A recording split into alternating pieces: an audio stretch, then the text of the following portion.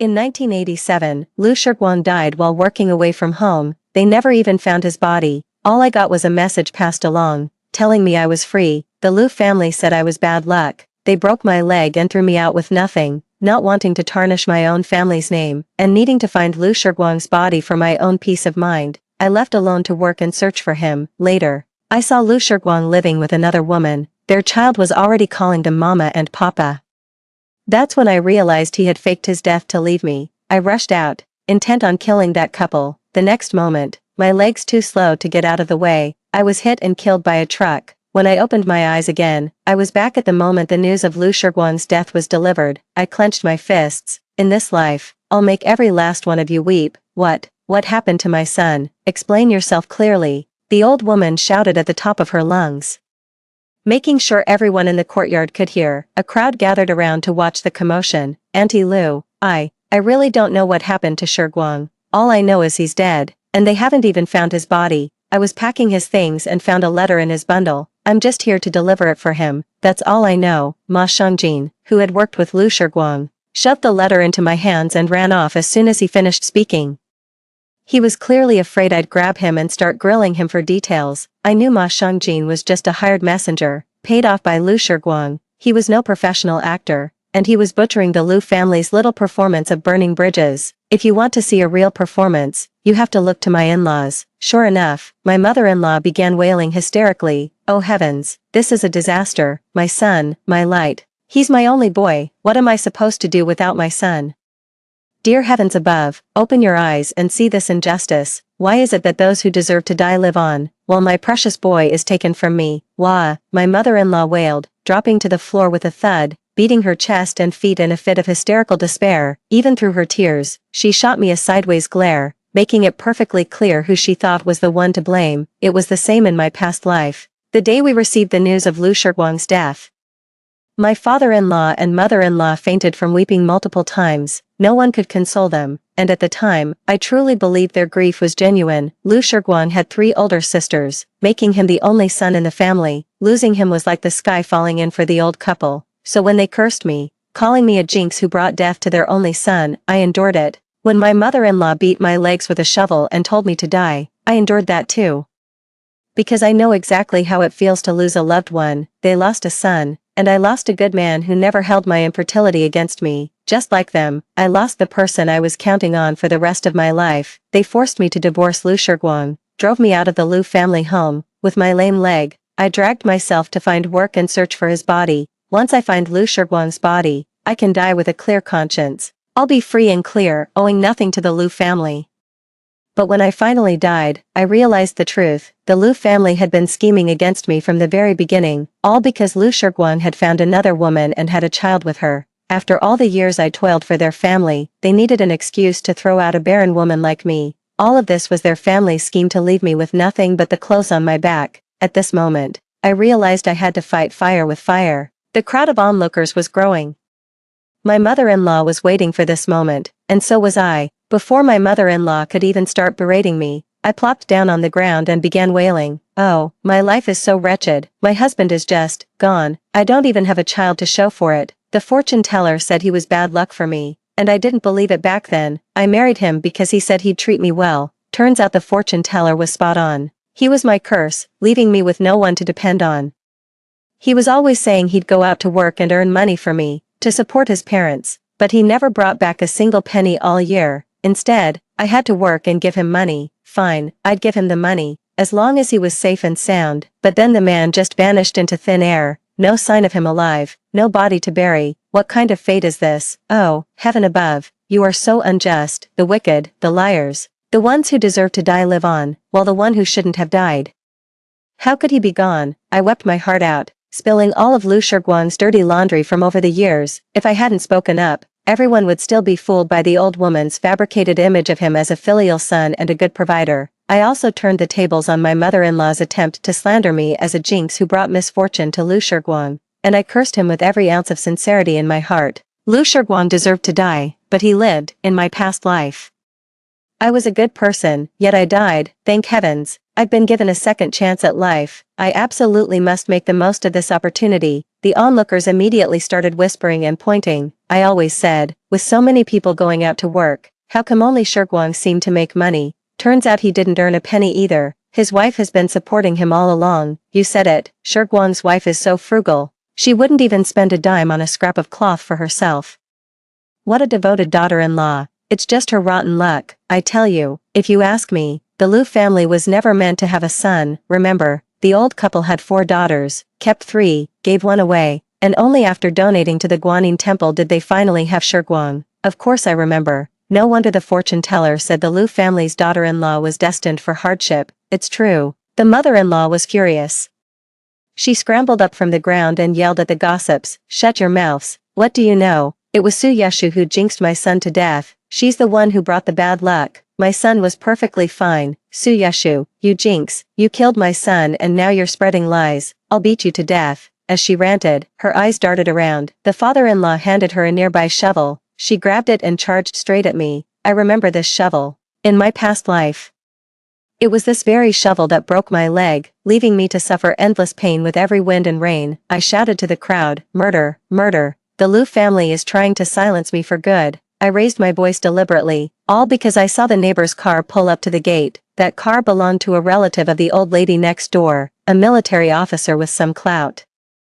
Today, I'm going to use this officer to get what's owed to me. After shouting, I wasn't about to let my mother-in-law actually hit me, so I ran, dodging several swings of her shovel. My mother-in-law was so furious she could barely stand straight. Pointing at me, she shrieked, "How dare you run? You jinxed my son to death. And you're nothing but a barren hen. What use does our Liu family have for you? I'll beat you to death today to bury you with my son." She was bellowing with rage, her words dripping with venom. She wasn't grieving over her son's death. All she cared about was making sure I was buried with him. The onlookers chimed in, trying to calm her. "Oh, Mrs. Liu, why are you hitting her? Shurguang is already gone. You still need your daughter-in-law to look after you in your old age." Exactly, exactly. The dead can't come back to life, but the living must go on living. You've got to let it go. What's meant to be will be. Don't force what isn't meant to be.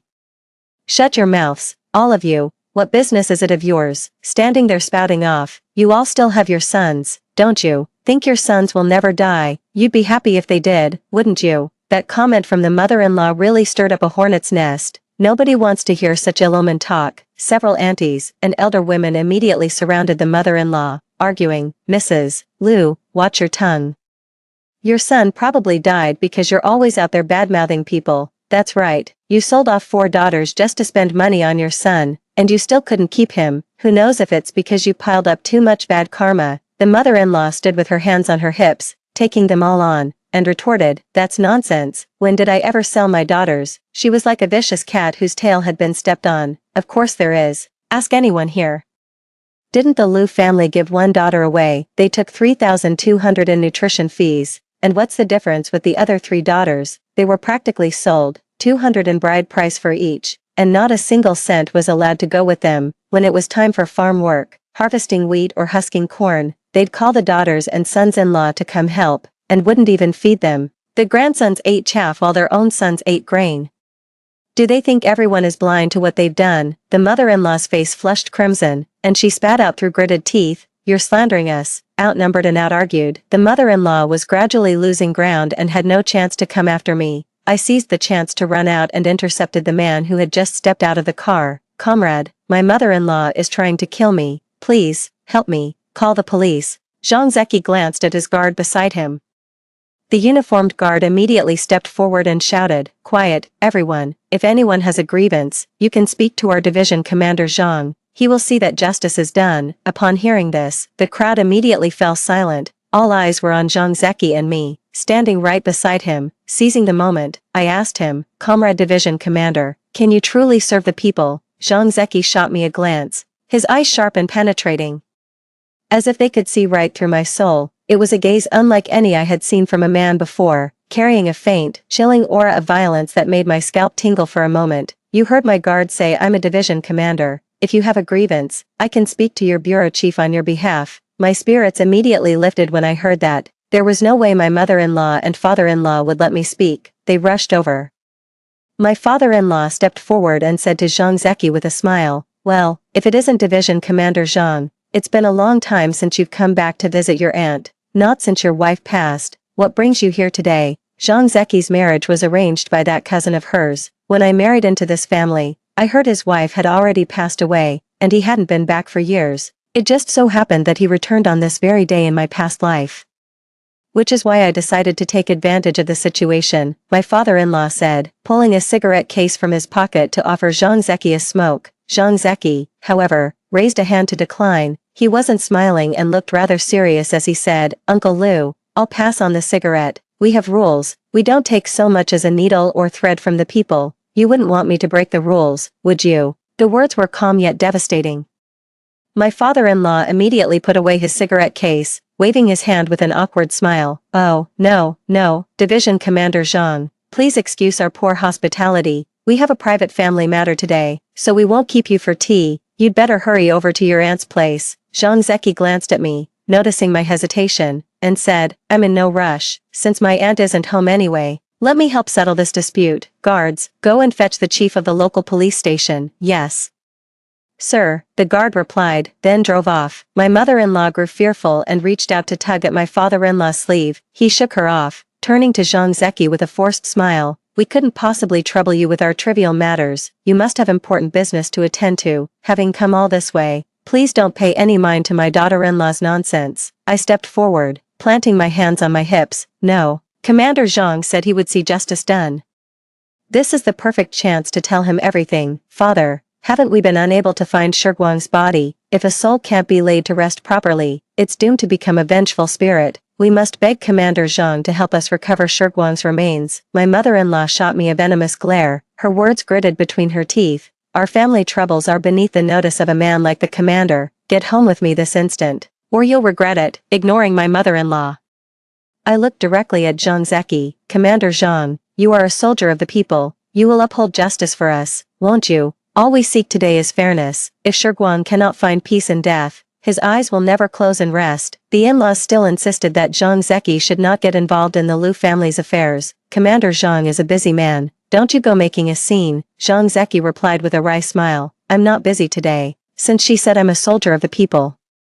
How could I ignore a fellow villager's troubles? My aunt lives in this area, and with something like this happening, she must be terribly upset. Don't worry, Uncle Lu, I'll help you get justice for Shiguang. The in-laws, the two of them looked as if they'd just swallowed a rat, and inwardly, I felt a secret thrill, seeing that Zhang Zeki was willing to intervene. The onlookers privately assumed he was just after a good reputation. They chimed in, what a kind heart Commander Zhang has, going out of his way to stand up for your Lu family. Shouldn't you thank him? Exactly, General Zhang is a truly upright official. You're so fortunate to have him return just now. Hurry up and thank General Zhang, the old man said stiffly. Thank you, General Zhang. Don't mention it, it's my duty. The old couple, I ushered Zhang Zeki into the house. And a crowd immediately gathered outside the door. Impossible to shoo away. I took out the letter and handed it to Zhang Zeki, saying, Division Commander Zhang, this is Lu Shiguang's letter. Ma Shengjin said it was a final testament. I don't really understand it myself. Could you please take a look? My in-laws turned pale with fright. They wanted to snatch the letter back but didn't dare, so they could only glare at me. I said with great grievance, Mom, Dad, why are you glaring at me? I'm only trying to get justice for Shiguang. If we don't let Division Commander Zhang see it, when will we ever find his body and give him a proper burial? My mother-in-law finally couldn't take it anymore and hissed under her breath, you just want Shiguang dead, don't you? I put on my most innocent face. Mom, you're overthinking it. Shiguang is my husband. He never even held it against me that I can't have children. So why on earth would I want him dead? Besides, isn't he already dead? How can you say I want him dead, Mom? That's slander. That's twisting the knife. Mother-in-law. Zhang Zeki glanced at me, a flicker of amusement in his eyes. Me, what's so funny about that? Did he see through my act? No way, right? Of course, right now. I genuinely want Lu Shiguang dead, to avenge my murder in my past life. You. My mother-in-law raised her hand to strike me, but Zhang Zeki slammed his palm on the table. She flinched, her hand jerking back as she swiftly retreated to the side. The room fell so silent you could have heard a pin drop. My father-in-law reluctantly sat down and had my mother-in-law pour tea for them. General Zhang, you've read the letter. What did Shiguang say? Zhang Zeki said with a strange expression. You all read the letter first. We'll talk after you've finished. The letter was handed to me. I only gave it a cursory glance, clenched my jaw hard, and suppressed the hatred in my eyes.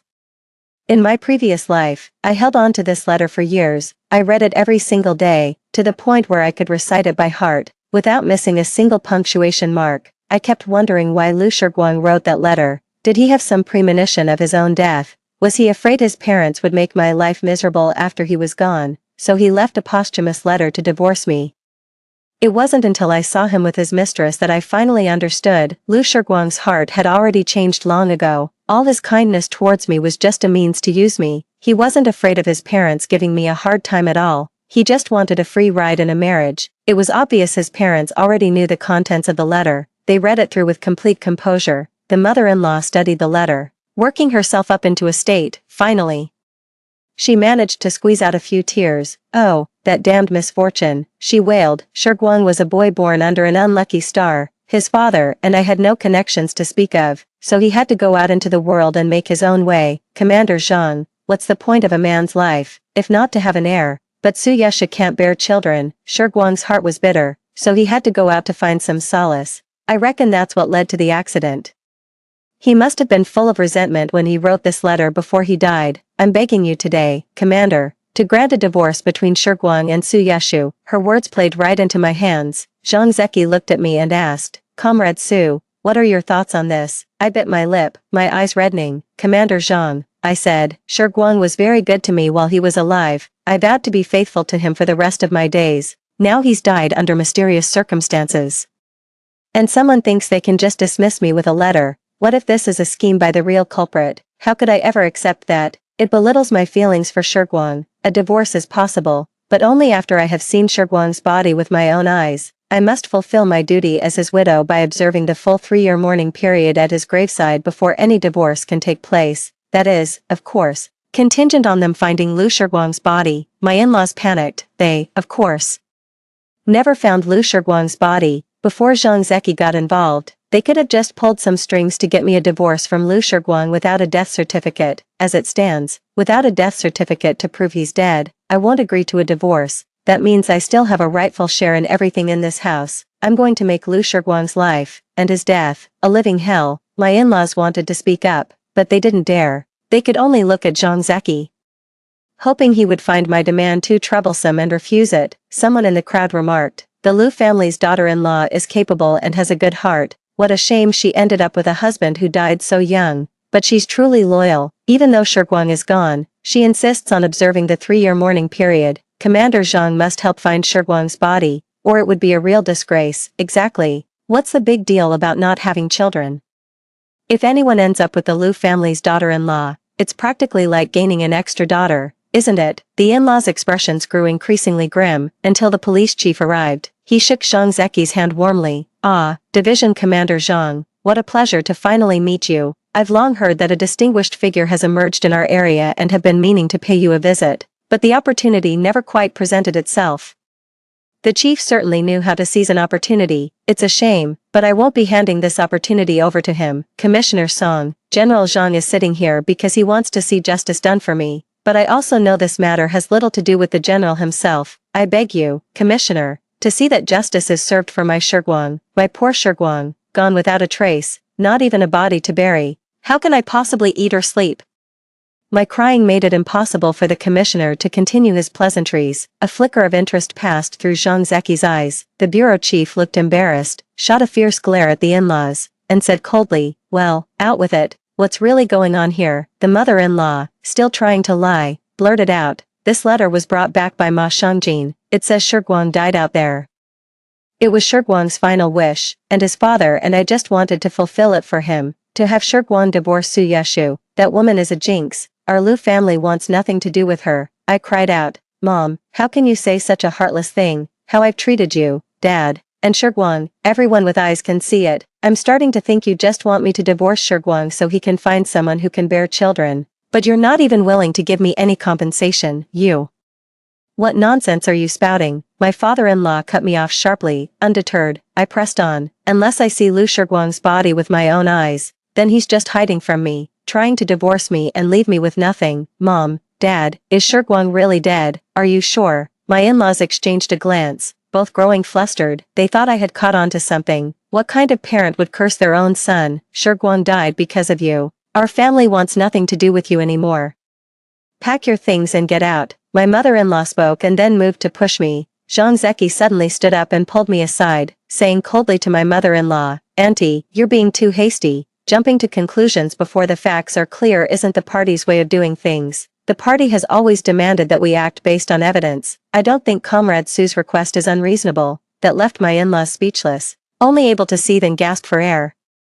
I felt a bit better and was deeply grateful to Zhang Zeki for standing up for me. The bureau chief had someone fetch Ma Shangjin for questioning. Despite his name meaning advancement, he was actually a spineless and unambitious man. Before he was brought in, Zhang Zeki's bodyguard had already given him a verbal warning. As soon as he was brought forward, Ma Shangjin came clean. "I don't know anything. It was Shiguang. He gave me $20 to deliver a letter saying he was dead. If you have a problem, go ask Shiguang." His parents-in-law immediately interjected, "Shangjin, you mustn't talk nonsense." Fearing he'd be locked up, Ma Shangjin immediately swore, "If I'm lying, may I be struck by a car the moment I step outside the crowd. You hardly ever see a car around here." This guy even picks the safest possible thing to swear by. Now it was my turn to perform. My tears fell like raindrops. "Mom, Dad, did you know Lu Shiguang isn't dead?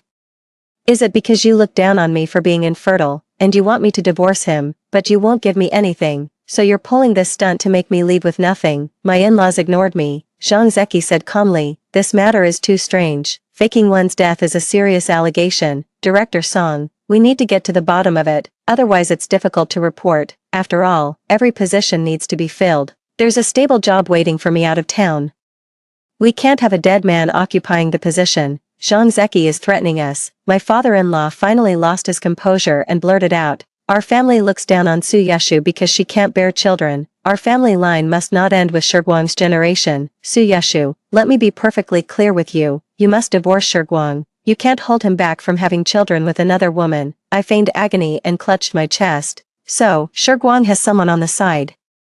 I wondered why he never comes home, never sends money, and even expects me to foot the bills, and you all never said a word against it. So the plan was for me to wait on you hand and foot while that scoundrel Lu Shiguang uses my money to support his mistress and their child." Director Song, Division Commander Zhang, "How can the Lu family bully a defenseless woman like me like this? I might as well be dead." As I spoke, I made a move to dash my head against the wall.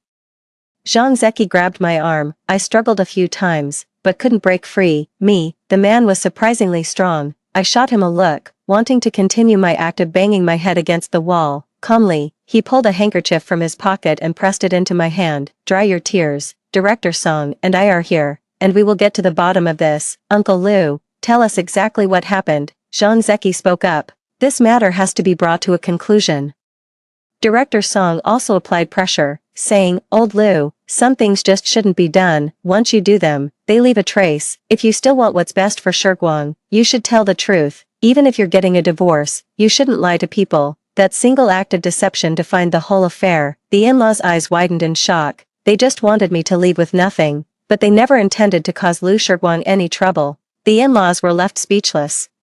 While the gathered neighbors feasted on the juicy gossip, it was a sham after all. I always said Shiguang was perfectly healthy, so how could he have just died? Exactly, the Lu family is truly heartless. It's not that Su Yesha didn't want to have a child. These health matters are never clear-cut. Even if they wanted a divorce, they should have been upfront about it and left her a way out. Pulling a stunt like this is just driving someone to their death. You can say that again. The Lu family has no decency, and to think I actually believed their lies. They talk like decent folk, but their actions are downright despicable. Director Song cleared his throat and said, "Quiet, please, settle down." The crowd fell silent. The old couple's eyes grew red. The father-in-law could only say, "Su Yesha's inability to have children is a fatal flaw. There's no denying that. Even if my son sought out other women, it's because Su Yesha couldn't keep him.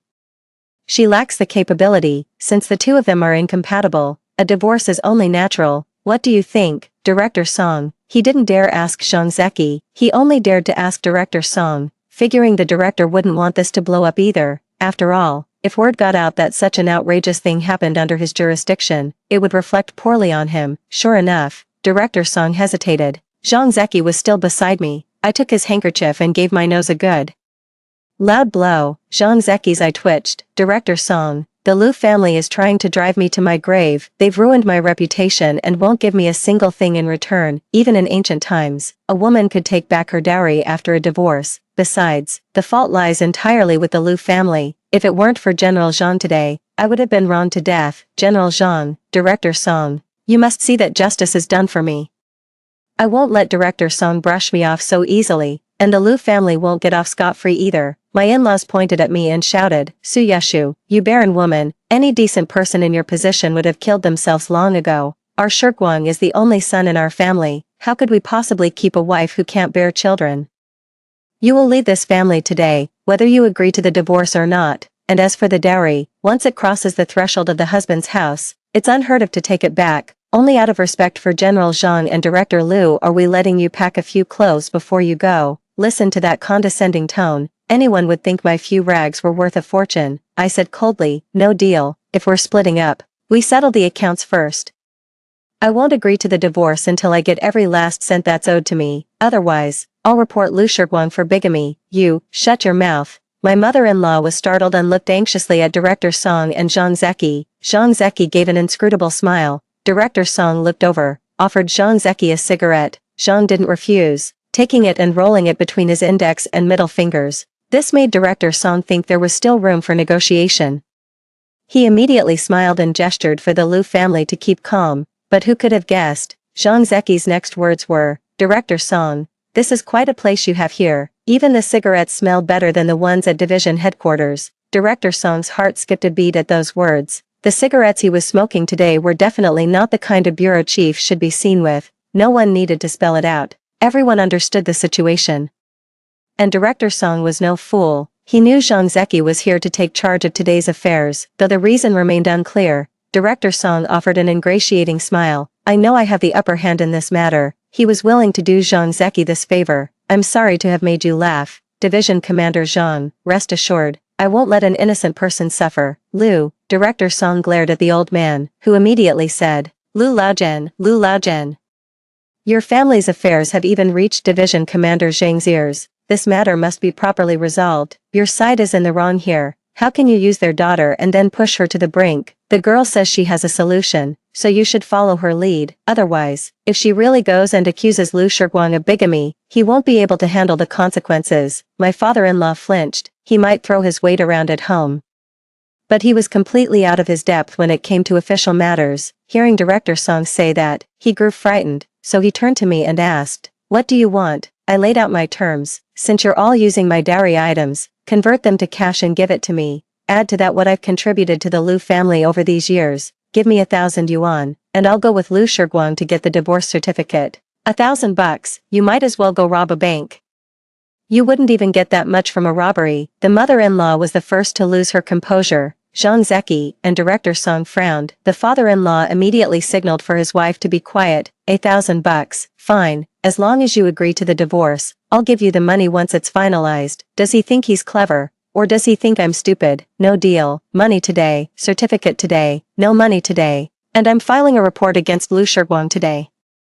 If I don't get the money today, once Zhang Zeki leaves, I won't see a single cent. Don't you dare spread lies. Shiguang doesn't have another woman. How could he possibly be committing bigamy? You can sue all you want. It'll get you nowhere. Lu Shiguang and that woman even have a child together. They just never officially registered the marriage, keeping it all under wraps. He thinks I can't find any proof. But what if I do? I've got nothing left to lose, while he has everything to protect. I'm betting he doesn't have the guts to go head-to-head with me. Not a single cent less than 1,000. A person leaves their shadow, a goose leaves its cry. I believe the party and the bureau chief will see justice is done. My father-in-law was truly desperate. He could only shoot my mother-in-law a look, signaling for her to go get the money. I know they have the money. If Lu Shiguang won't give it to me, surely he'd give it to his own parents. The whole family is in cahoots. Trying to profit from my misery, I will have my revenge for this. My mother-in-law reluctantly fished out 1,000 yuan. The onlookers were all there for the spectacle. She was hurling insults, making my in-laws hang their heads in shame. I counted the money and said to Zhang Zeki, the amount is correct. Commander Zhang, could you please take me to get a divorce from Lu Shiguang? He despises me for being infertile, and I despise him for not being a real man. So be it, let's get divorced. My in-laws were shaking with rage, and I was secretly delighted. Jean Zeki didn't refuse. He had his guard drive me and my in-laws to the Civil Affairs Bureau to process the divorce. With Director Song's word, the divorce paperwork was finalized in no time. Holding the divorce certificate, I finally felt a sense of relief. Whether Lu Shiguang lives or dies is no longer my concern, but I will take responsibility for reporting it. I packed up all my things and given them away. I'm ready to leave.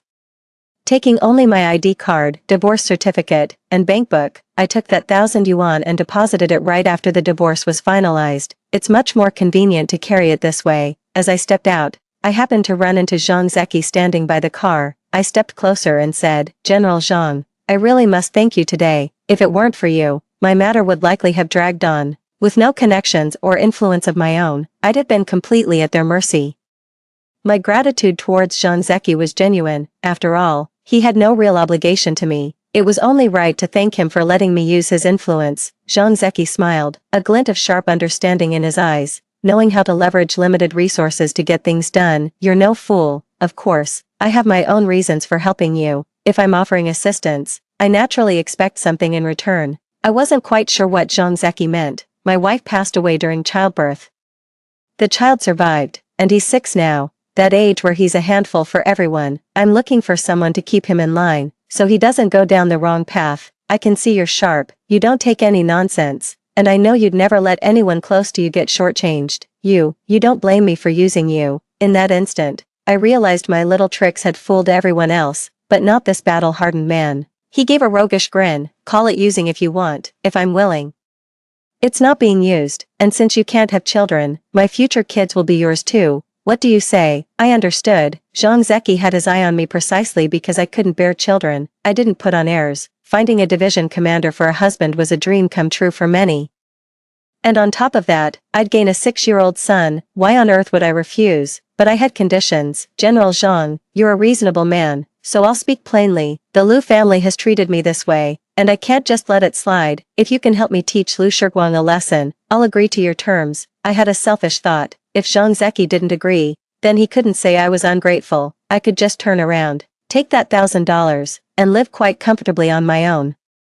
Even if I just ran a small business, this life of mine would be far more relaxed than my last one. Zhang Zeki didn't hesitate for long. He opened the car door and said, "Let's go. Wait for word at my place. I still need to see if you're up to the task." My guard went up, and I frowned. What if your son doesn't want me? Zhang Zeki let out a laugh of exasperation, surely thinking I was utterly ungrateful. "Don't worry, whether my son wants you or not. I'll see through what I promised you. I'll help you to the very end." I gave a nod and got into the car. Zhang Zeki asked me, "Do you need to go back and tell your family?" I shook my head, my gaze falling on the familiar street outside. I've lived here for a few years now, and I still feel a certain attachment to this place. There's no need. Up until now, I've lived my life for others. I listened to my family and married a man I didn't love. And I worked myself to the bone for a man who amounted to nothing. From now on, I'm living for myself. There's nothing left to say to anyone else. Zhang Zeki fell silent. He may have said he'd marry me, but he hasn't actually done it. Given his status, it's not like he'd be desperate to come to my family to propose and curry favor. When we reached Zhang Zeki's doorstep, I spoke up. "Why don't we just say I'm the housekeeper you hired? We can talk about marriage once we're more familiar with each other." Zhang Zeki raised an eyebrow and said, "All right, whatever you say." It seems he's not the impatient type. After a while, I got along quite well with Zhang Zeki's son, Zhang Ningwei. The little one insisted on sleeping with me every night. Even though he was young, he was quite perceptive. One night, as he lay beside me, he whispered, "Auntie, I know you're not the nanny. You're the stepmom Dad found for me. If you're not comfortable with this, you can talk to your dad. He can just treat me as the nanny. That's fine too." To be honest, I'm a bit hesitant. Zhang Ningwei is a good kid. If he's really against Zhang Zeki remarrying, I don't necessarily have to marry him. As long as I'm paid, I'm willing to make looking after Zhang Ningwei my career, not just be an unpaid housemaid. Zhang Ningwei shook his head. "This isn't good for your reputation. My dad is a responsible man. The fact that he brought you home means he genuinely approves of you. Auntie, I'm not a petty person. The reason I was angry with my dad before was because all those other women around him had ulterior motives. They tried to win me over just to get to my dad's heart, hoping he'd abandon me. I understand all that, but I've seen over this time that you don't actually like my dad at all. You just want to have a family. That's why I like you. at the very least, you're not fake, me. Thank you for having such sharp eyes and seeing things so clearly, you're making me doubt my own acting skills. So, you wouldn't mind if I married your dad? I'll tell you a secret, I'd really like to have a mom. My dad's always so busy. It used to be just me and my grandma at home, but she passed away from illness last year. Dad's hired a few temporary nannies for me, all of them very young. You could tell right away they had ulterior motives. Just after his looks and his money, me. He sure thinks highly of his dad, so you think I don't have my own motives? I want money too, and I'm also drawn to your father's good looks. I forced the words out, my face flushing with embarrassment. Zhang Zeki really is quite handsome. Zhang Ningwei hummed in agreement and said, Auntie, I understand. A woman always needs to want something. You're so much younger than my dad. He says your cooking reminds him of my mom's. I know he's smitten, so go ahead, want him.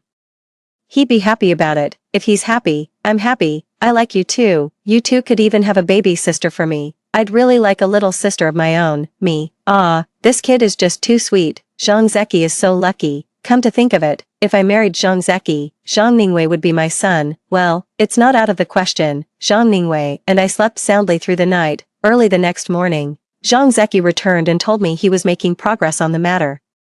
He had his guard take me to see for myself. It was at the police station that I met Lu Shiguang. He hung his head, looking thoroughly frightened. Upon seeing me, his expression immediately turned guarded. You took the money, so why are you still suing me? I didn't commit bigamy. I just wanted a son with a sex worker. Do you even understand the nature of what you've done? The guard almost broke character. Lu Shiguang immediately shut his mouth. I looked at Lu Shiguang. My emotions had long since settled. This man wasn't worth any of it. I take back everything I gave. Lu Shiguang, if you want a divorce, just say the word. I won't cling to you. But what your family has done leaves me no way out. Even a cornered rabbit will bite. If I bite back, you have only yourselves to blame. Sobbing I'm begging you. I'm already locked up because of that woman. What more do you want from me? I never wronged you before. I just wanted a child. I admit my family went too far, but I don't regret it. It was all for the sake of continuing the Lu family line. The guard seemed on the verge of saying something, but held his tongue. I stood up and left. I came to see Lu Shiguang this one last time, simply to say goodbye. He's lost his job and all his dignity. It's going to be very hard for him to get back on his feet. The guard escorted me home. And I saw Zhang Zeki hadn't left. He saw me and said, it's a good day today. Let's go get our marriage license. I nodded. I, Su Yeshu, am determined to live my own life well. Life after marriage was peaceful, except that Zhang Zeki could be a bit clingy. I thought all men were as weak as Lu Shiguang, but Zhang Zeki turned out to be anything but. I'm starting to worry our bed isn't sturdy enough. Zhang Zeki was probably worried too, and even went so far as to replace our bed with a sturdier one. I got teased about it by the neighbors in the residential compound for days. Zhang Ningwei and I got along well, so we took the kids back home for a visit during the summer break. I just never expected that while having a meal at home, I'd suddenly feel nauseous. It was only when my mom asked about my period that I realized it had been about 2 months since my last one. Since I believed I couldn't have children, I never paid any attention to my menstrual cycle. After my mom said that, I went to get checked out, and it turns out I was pregnant. I was completely stunned. My mom cried, "Heaven has finally shown us mercy. Everyone said you couldn't have children, so this pregnancy is a true miracle," the doctor said. "What do you mean she can't have children? This young lady is in perfect health and at just the right age for childbearing." "Doctor, are you sure? There must be some mistake. My daughter was married before. And they told us she couldn't have children." My mother didn't believe it, and I had my doubts too, the doctor said. "I can't speak to anything else, but the young lady is in perfect health, and the baby is healthy too. I'd recommend you keep up with the follow-up appointments." My mother led me out of the office and said bitterly, "It must be Lu Shiguang who's infertile, and to think he slandered you like that. There isn't a decent person in that Lu family. That child his new wife brought with her might not even be his." My mother came home beaming with joy, handing out celebratory candies to all the neighbors to share the news that I was pregnant. It didn't take long for the news to reach the Lu household. After his release from prison, Lu Shiguang was utterly listless. He refused to work, and the woman he was with berated him day in and day out. When Lu Shiguang heard I was pregnant, he couldn't believe it and rushed over to see me. I was taking Zhang Ningwei to buy some goldfish. He tugged at me, asking me to give him a little sister. I smiled and said okay. Lu Shiguang stared at my stomach, his face a picture of shock. I said calmly, "The doctor says I can have children. I'm perfectly healthy. The one who can't is you, Lu Shiguang." Later, Zhang Zeki drove back himself and took me and Zhang Ningwei home. I was at a bit of a loss for how to explain things, after all. The reason Zhang Zeki sought me out in the first place was because I couldn't have children. After Zhang Ningwei had gone to sleep, I decided to have a talk with Zhang Zeki. Zhang Zeki, if you don't want this child, I won't force you, let's get a divorce. I knew the military housing regulations didn't allow for a second child. What do you mean by that? You married me because I couldn't have children. This baby wasn't planned, but I want it. I thought I'd never be able to conceive. I'll raise it on my own. I won't be a burden to you. You can just. I couldn't get the words out. All this time, Zhang Zeki has done everything I've asked. He's got that old-school macho pride, yet he lets me manage the money, trusts me with our son, and even defers to me at home. I can't help but be moved. The thought of him being with another woman makes my heart ache with a dull, persistent pain. What can I do? Are you seriously trying to set me up with someone? What kind of man do you take me for? I knew you were fertile. If I hadn't wanted this, I would have taken precautions. This child was planned. It just arrived a little sooner than expected. Me? I looked up, my face a mask of shock. He chuckled and pinched my cheek. Alright, you're young but you think too much. Did you really think I wouldn't have done my homework when I was looking into Lu Shiguang? Why didn't you tell me? So I could have told you to use protection. Didn't you say you wanted to live for yourself, and don't you want a child too? As for the family planning policy, my situation is special. Ningwei isn't actually my biological son, he's the child of a comrade in arms that my ex-wife and I adopted. I've already filed a report with the authorities a long time ago for us to have this one, so you can put your mind at ease. I felt a wave of relief wash over me. I truly want to have this child, later. When Zhang Qiqi turned 3 and started kindergarten, I landed a stable job through my own hard work and studying, with a little help from Zhang Zeki's connections. Zhang Ningwei absolutely adores his little sister, rushing to the kindergarten to pick her up the moment school lets out every day. I can pick up both kids at once. Zhang Zeki had a vasectomy before I gave birth. Our family is living in harmony now. I ran into Lu Shiguang while I was out with my child. It seemed like he had come looking for me on purpose. I know he got divorced from the woman he remarried. My mom said it was because the child wasn't his. Serves him right. Karma. I didn't look back at Lu Shiguang, holding the child. I got on my bike and prepared to leave. I hadn't gone far when I heard a tremendous crash from behind me. Someone said there had been an accident. I glanced back and saw that Lu Shiguang was gone. My pupils constricted. Lu Shiguang was lying on the ground not far away. Blood pooling around him, his gaze, unfocused, was fixed in my direction, his eyes filled with something I couldn't comprehend. It was as if he had taken on the fate that was meant for me in my past life. But it doesn't matter anymore, I said to the child. Don't look around, let's go home. Dad's coming back for dinner today. Great, let's go. I didn't look back again, because that wasn't my fate. Story 2. On our way to finalize the divorce, a runaway bus crashed into us. When I opened my eyes again, we had been sent back to the day before our wedding. Faced with the same life-altering choice, we wordlessly agreed to call off the wedding. In my past life, I was married to him for 5 years, only to be met with his lingering attachment to his first love. So in this life, I chose to let him go. He married his first love, built a life in the capital, and within 5 years had become a writer of some renown. During a book tour stop in my city, after Hu Qing and his wife made a public display of affection, he spotted me in a corner of the crowd. He walked over, hand in hand with Shen Yin, thanking me for stepping aside back then, while not missing the chance to make a quip about my current situation. 5 years, and you're still just getting by, Shen Nan said with a light laugh. Isn't that just how it is? Not everyone is destined for greatness, but later, when I stood before everyone hand in hand with my husband, Hu Qing's eyes welled up again. How could you change your heart after just 5 years, Mr. Hua? Could you please sign my book personally? In the ensuing silence, a fan's voice finally broke through, unable to hold back. I was taken aback for a moment. The Hu Qing before me felt both familiar and strange. Familiar was his face, almost unchanged from 5 years ago. Strange was his demeanor, now carrying a touch more steadiness and reserve. He must have matured a lot over these 5 years. And his career is on the upswing. I think that's great. It's for the best if our paths never cross again. But what's his situation now, Mr. Hua? He stared at me intently for a long moment before snapping out of it, prompted by the fan who spoke up again. His expression then relaxed abruptly, breaking into his usual gentle, amiable smile. Of course, that's fine.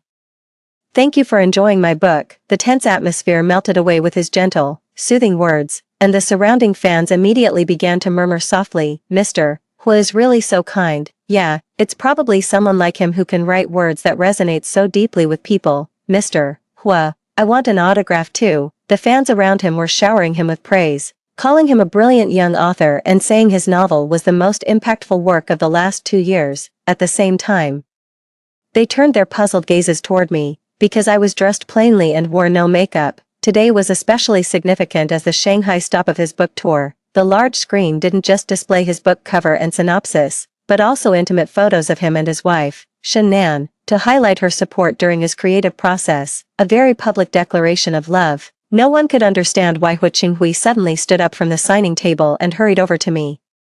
If others didn't know, I certainly had no idea. I was even baffled at how he managed to spot me in the corner after 5 years apart. Can hatred really etch someone's memory that deeply? But right then, I really didn't want to draw any unnecessary attention. I lowered my head and tried to slip away. However, Hu Qing didn't seem inclined to let me make a temporary exit. He took another step, directly blocking my path. I furrowed my brow, my patience wearing thin as I warned him, "Excuse me.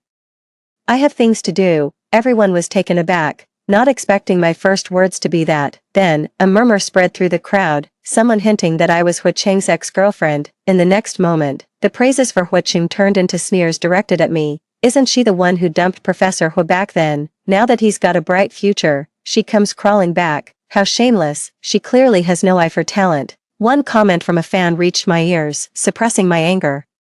I repeated firmly, "Mr. Hua, step aside, you're interfering with my work." My dismissive attitude only made the onlookers more indignant. They accused me of playing hard to get and putting on an act. I took a deep breath. I wasn't here to see Hu Qing. I had other business to attend to, but there was really no point in explaining myself to them. Seeing my expression, Hu Qing could tell I was on the verge of losing my temper. With a calming gesture of his hand, he quieted the murmuring crowd.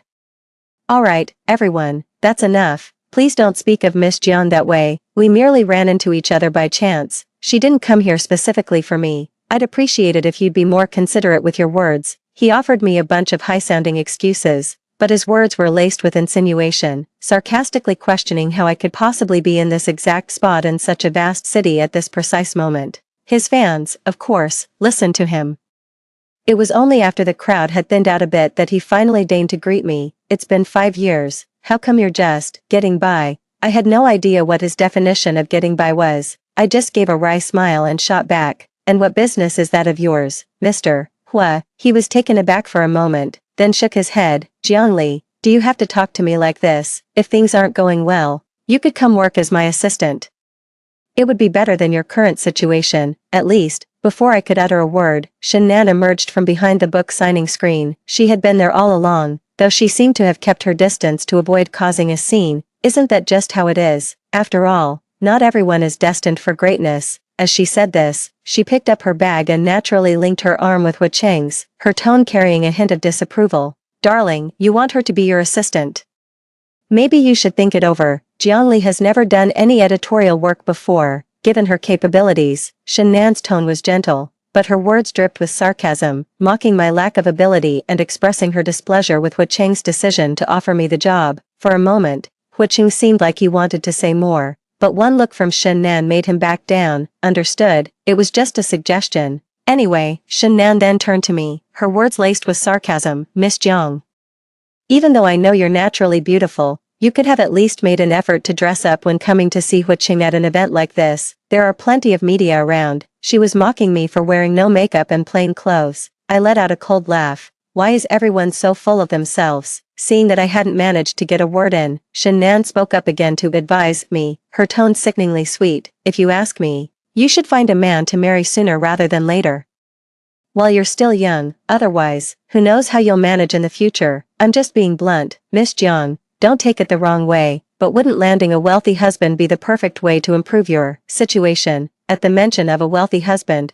I raised an eyebrow and took the initiative. "Oh, I wonder if Miss Shen has any good recommendations. I'd love to work on improving my situation." Hu Qing's face darkened at my words. Shen Nan, caught off guard by me seizing the opening, paused before replying coldly, "How would I know anyone like that? Besides, I'm married to Hu Qing now. I suggest you stop fantasizing about him." A few fans nearby chuckled at her remark. It was true. My presence here as the ex-girlfriend was rather inappropriate. I was at a loss for words. After a long moment, I finally managed a helpless explanation. Didn't I already say I just happened to be here? I didn't even know Huiqing had published a book. Do you really have to sling mud like this? What are the odds? Huiqing asked softly in return. I let out a long sigh and brushed him off casually. Work, mister, with a great author. I have a job to do too. At that, I turned my head to look at Shen Nan. As for what you said about me pining for him, rest assured, Miss Shen, I don't go back to my exes. Huiqing's expression darkened slightly, but then it cleared. It seemed he was mentally allowing me my little act of defiance. I was baffled, thinking he really was overflowing with self-confidence. Alright, Jiangli, there's no need to say these things just to save face. Huiqing found me dull and had no desire to continue our conversation. After that remark, he added, since you're staff, you should leave now. You're somewhat disrupting the normal flow of the signing event. Looking at his haughty demeanor, I knew he hadn't changed a bit, still the same self-centered, performative personality. As for Shen Nan, she's still as obnoxious as ever. The two of them are truly a perfect match, exceptionally well suited for each other. He was the one who blocked my way first. How did it suddenly become me disrupting the book signing? I couldn't be bothered to argue. Just as I turned to leave, Huiqing spoke up again. I heard the owner of the venue is coming down to inspect today. As staff, you'd better not slack off and make a fool of yourself. With that, he turned and left with Shen Nan. Watching their intimate figures walk away, I was suddenly reminded of my past life. In that past life, Huiqing and I were actually very compatible at first. We met in university, went through a long courtship, got married, and had almost no conflicts in our daily life. I just never knew he still carried a torch for his first love, that's all. Not long after we married, he threw himself into chasing his dream of becoming a great writer. I supported his career wholeheartedly. While he was out there hustling, I took care of our home, making sure he hardly had to worry about a thing. We always treated each other with the utmost respect. But after 5 years together, everything changed. After one particular day he came back from the publisher. His attitude towards me shifted, and his gaze turned icy cold. That day, I simply thought his manuscript had been rejected again, but when I tried to comfort him, he snapped at me. Forget it, my dreams are pointless, just stop. Jiangli, you don't really believe in me either, do you? After that, Huiqing became rather despondent. He stayed cooped up at home for months without going out. He used to take on some freelance work to help with the household expenses, but later, I was the sole provider. I tried to salvage things, to ask him what was really going on, but he pushed me away, blaming me for disrupting his creative flow every day. In the end, we tormented each other for over half a year until our relationship finally broke down and we divorced. Watching their retreating figures, I gave a faint, bitter smile to myself. It seems Shen Nan doesn't hinder his creative inspiration. Now he's even published and has fans. It just goes to show we really weren't right for each other. Huiqing took a few steps forward, then turned to find me frozen in place. An expression of displeasure flickered across his face. Jiangli, have you changed your phone number? My train of thought was broken. I shook my head instinctively, and then my phone chimed with a notification. A transfer alert. The amount was a full 6 figures. I was taken aback for a moment, staring at him in utter confusion. Take the money and get out of here. Don't be an eyesore. Isn't this what you wanted? Compensation. Huiqing's tone was nasty, his gaze full of contempt as he looked at me. I was starting to get angry now. How many times do I have to say it? I'm not here for you. I didn't come because of you. These words clearly did nothing to reassure Huiqing. Shen Nan stood to the side, snickering with a mocking, insinuating tone.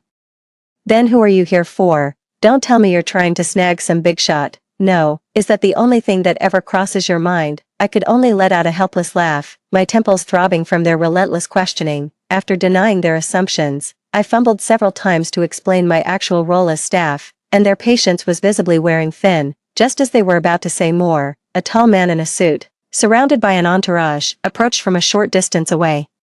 He had strikingly sharp, almost aggressive features, combined with his height and impeccably tailored suit. He truly cut an impressive and elegant figure. Whispers immediately rippled through the crowd. That was the owner of this commercial atrium, they said. Rumor had it his empire extended far beyond this place. He owned many large shopping malls. He'd gained quite a bit of fame in recent years, not just for his business acumen, but notably for his looks. The man's face was cold as his gaze swept the room, seemingly locking onto a target, ignoring all the murmurs around him. He walked straight towards me. For a moment, Huiqing and his companion thought the man was coming for them, and they grew excited. Shen Nan whispered, Brother Hua, is he here for you? does the heir to the Qing group read your books? Though Huaqing didn't say much, he couldn't help but feel a swell of pride. He waited with restrained anticipation for the man's next move. The surrounding fans fell into a silence. This man was the quintessential type who commanded all attention the moment he appeared, and he clearly took it for granted. The man walked up to our group and, to the clear disappointment of Huaqing and Shen Nan, completely bypassed them both. Right in front of everyone, he took my hand. Finally, a smile broke across his face, as beautiful and sudden as the thawing of winter ice, and he asked me in a gentle tone, "Ailey, what's going on here? Why is there such a crowd? Are you in some kind of trouble? Did Qingmu just hold her hand? How could this be? Who does she think she is? It can't be the one who had that high-profile wedding abroad a few years ago, can it?" The others were stunned, unable to believe their eyes as the big boss acted so intimately with an ugly duckling like me. Qingmu ignored them, his tone laced with unavoidable reproach. "Why didn't you wait for me? You shouldn't have come to inspect a place like this yourself. What if you got tired? You didn't even let the driver bring you." I huffed in annoyance as I straightened his suit collar, then gave him a light punch. What was I supposed to do? Not come? The manager messed up the glass order last time. I had to be here this time. And why did you come out without even getting dressed properly? I wanted to see you. I was too impatient. Qingmu blinked innocently, clearly enjoying this kind of affection from me. He then leaned in, wrapped his arms around me, and rested his chin on my shoulder in a hug before whispering close to my ear, "I missed you, sis." His words made my ears flush a little. Even after all these years of marriage, I still get a bit shy when he acts like that in public. I shot him a warning look, telling him to tone it down. The venue for this book signing is one of the commercial halls under Qingmu's name. It's actually a very small project, one we hardly ever think about. It's just that during the construction over the last 2 years, we ended up with a manager of questionable character. That's why I came to inspect things discreetly, which is also why I couldn't reveal my identity earlier. I just wanted to help share your burden, to see how the on-site preparations are going and whether the details are being handled properly. And you're telling me to take it easy.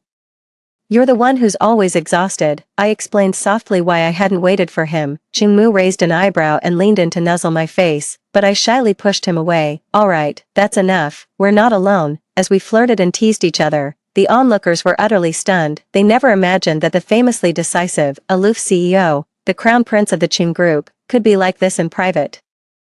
Among the shocked spectators, Huaqing was practically floored. It took him a long moment of staring before he could accept the reality. Shen Nan's face fell, and her fans were left utterly speechless. Are you kidding? Who would dare speak disrespectfully to someone from the Qing group? Do they have a death wish? After snapping back to reality, Huaqing's face seemed to contort for a moment before he managed to soften his tone. Speaking to me quietly, Jiangli, you and this Mr.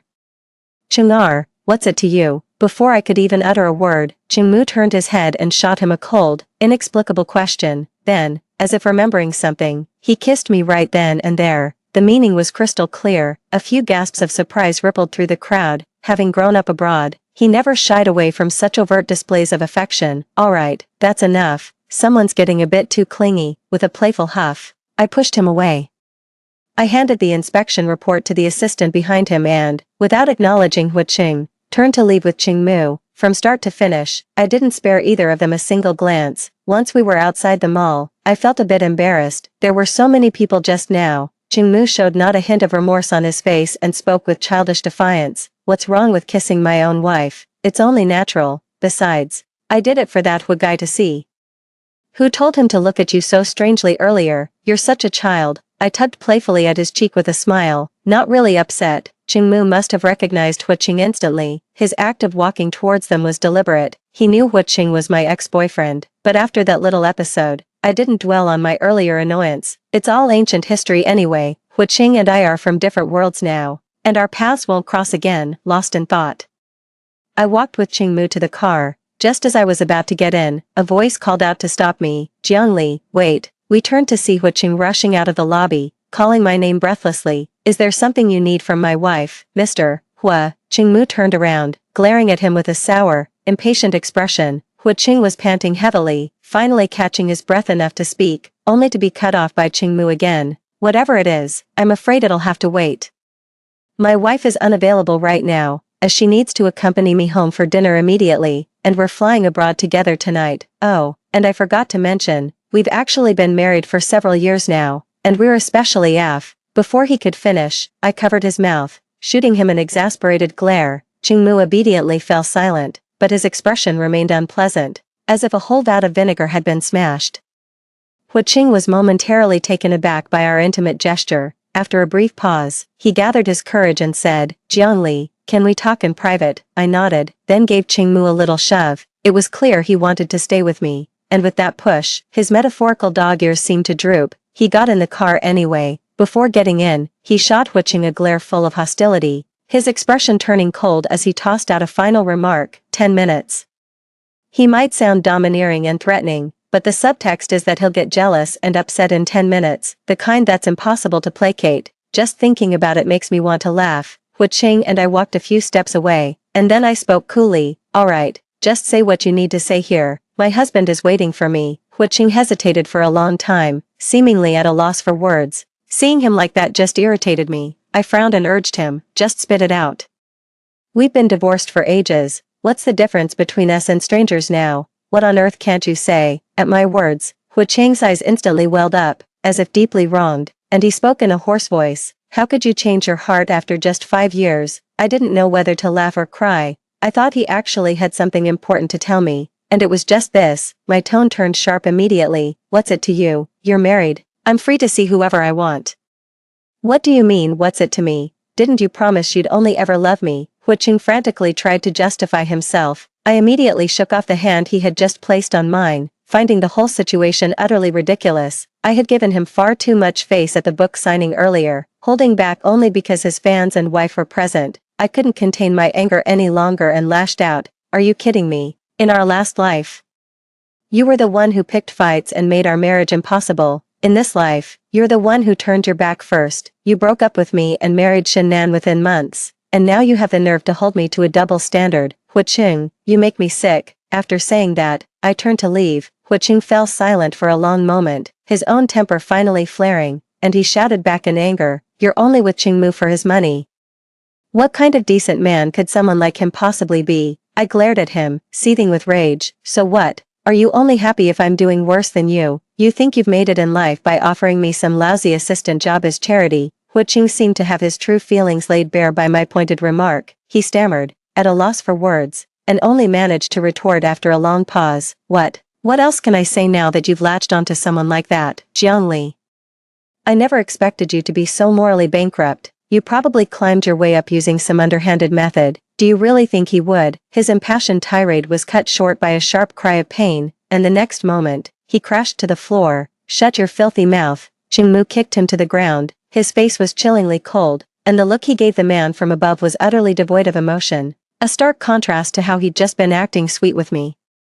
I knew he was genuinely angry, so for a moment, I didn't stop him. You've gone too far." Huiqing lay sprawled on the floor, glaring up at him with pure venom. Qingmu stepped in front of me, gave a polite nod, and said coolly, "I'm sorry, Mr. Hua, but your remarks just now have defamed both me and my wife. I could sue you for that." Then he paused and shrugged. "As for the rest, being wealthy is just one of my virtues. You don't measure up to me in any other regard either." At this point, the tension in the air became palpable. Seeing that neither of them was willing to back down, I feigned annoyance and chided Qingmu. "Why resort to violence all of a sudden? That wasn't necessary. If I hadn't done that, he would have said something even more vile. Ali, you're my wife. How could I let you be humiliated like that? The way he insulted you, who could stand for that?" Qingmu looked utterly unconcerned, casting a contemptuous glance at Huiqing. "Besides, I wouldn't be where I am today without you, gold digger, social climber. Is that really what he thinks of you? We fell in love and got married out in the open, fair and square. How could it be? How could she possibly know someone from your social class?" Huiqing muttered to himself that it was impossible, but the truth was exactly that. I met Qingmu right after his father passed away. When he had just returned from abroad, no one in the Qing family thought much of the young master, and the Qing family's lucrative business was being voraciously carved up by relatives like a pack of wolves. In my previous life, I only crossed paths with him once on a business matter. I saw a man full of ambition, yet completely hamstrung by his complicated family situation, and the impression was quite profound. So when I got a second chance at life, I went straight to him, wanting to lend a hand. At first, I just wanted to find a promising boss for myself. Helping him was a way to help me too. Developing feelings was completely unexpected. Over these 5 years, I used my knowledge from my past life to help him catch wave after wave of opportunity. That's what saved the Qing group from collapse and built Qingmu an even greater business empire. Honey, you go home and wait for me first. Don't worry, nothing like that will happen again, I soothed him gently. With a hint of a pout, finally smoothing down Qingmu's ruffled feathers, after seeing him into the car, I turned to Huiqing with a cold expression. Whatever I said in my past life, it's over between us. Huiqing, don't come to see me again, unless you want me to personally destroy your dream of being a writer. Hearing this, Huiqing's emotions flared up instantly. Fine, Jiangli, go ahead and destroy it then. You've already done it once before, I don't mind you doing it again. Isn't that just the kind of woman you are? Stop pretending to be the good one. I was stunned for a long moment before asking in confusion, what are you talking about? When did I ever do something like that? What's the matter? Afraid to own up to what you did? Huiqing let out a bitter laugh. Wasn't it you who submitted the exact same manuscript to the publisher in our past life, getting my work branded as plagiarism? After that, no publisher would trust me. I was utterly baffled. And in that instant, his sudden, drastic change in attitude towards our marriage flashed through my mind. What are you talking about? Forget the fact that I'm only just hearing about this now. Even if I had known back then, there's no way I would have done it. What possible benefit would I have gotten from that? As I retorted with a denial, Huiqing refused to believe me. With tears welling in his eyes, he stared at me and said, apart from you, I only showed the manuscript to Shennan. How could it possibly be her? Jiangli, can you stop pretending? What good would it do me to stop you from becoming famous? I was your wife at the time, I cried out in disbelief. Huiqing, at a loss for words, could only stammer, maybe you resented me for being too busy with work to spend time with you. That's why you resorted to such a desperate measure. Hearing this, I refused to accept his excuse. I immediately pressed forward, step by step, and spoke through gritted teeth. Where did you get that idea? Who told you that? Huiqing met my gaze and instinctively took a few steps back. It was Shennan. I stopped in my tracks, finding the whole thing utterly ridiculous. 5 years of feelings, shattered by just a few words from Shennan. For a moment, I couldn't tell if Huiqing was just stupid or something else entirely, but the most straightforward reason is simply that he never loved me at all. Throughout this marriage, I tormented myself countless times, wondering what I had done wrong to cause its failure. Now the whole truth is out. It was all because of Shennan's few words of slander and sowing discord. Huiqing, we lived together for 5 years. Search your conscience and tell me, in what way did I, Jiangli, ever wrong you? When I was your wife, I wanted your dreams to come true more than anyone else. After saying this, I took a deep breath to suppress a sob. Having absolutely nothing left to say to him, I turned and left. Getting into the car, in the rearview mirror, Huiqing stood there dejectedly, silent for a long time. I hadn't seen Huiqing for a long time after that day. Who would have thought? Not long after, Huiqing's career imploded. For a moment, trending searches flooded in one after another, with claims that paparazzi had captured footage of him physically abusing Shennan. The moment I clicked on the video, I understood why his downfall was so swift. Usually, these exposé videos are grainy, leaving room for speculation, but Huiqing's video was crystal clear. You could still recognize him even with his face blown up 3 times. After this video surfaced, the devoted husband persona Huiqing had carefully crafted over the past 2 years instantly crumbled. Many of his fans on social media unfollowed him in droves. His books were pulled from major bookstores, and they're now impossible to find. The internet was flooded with condemnation for him. Qingmu held me close, and after hearing me recount the story, he let out a cold, derisive laugh. It just goes to show, you can't judge a book by its cover. I knew from the start he was no good, but to think he'd actually hit his wife.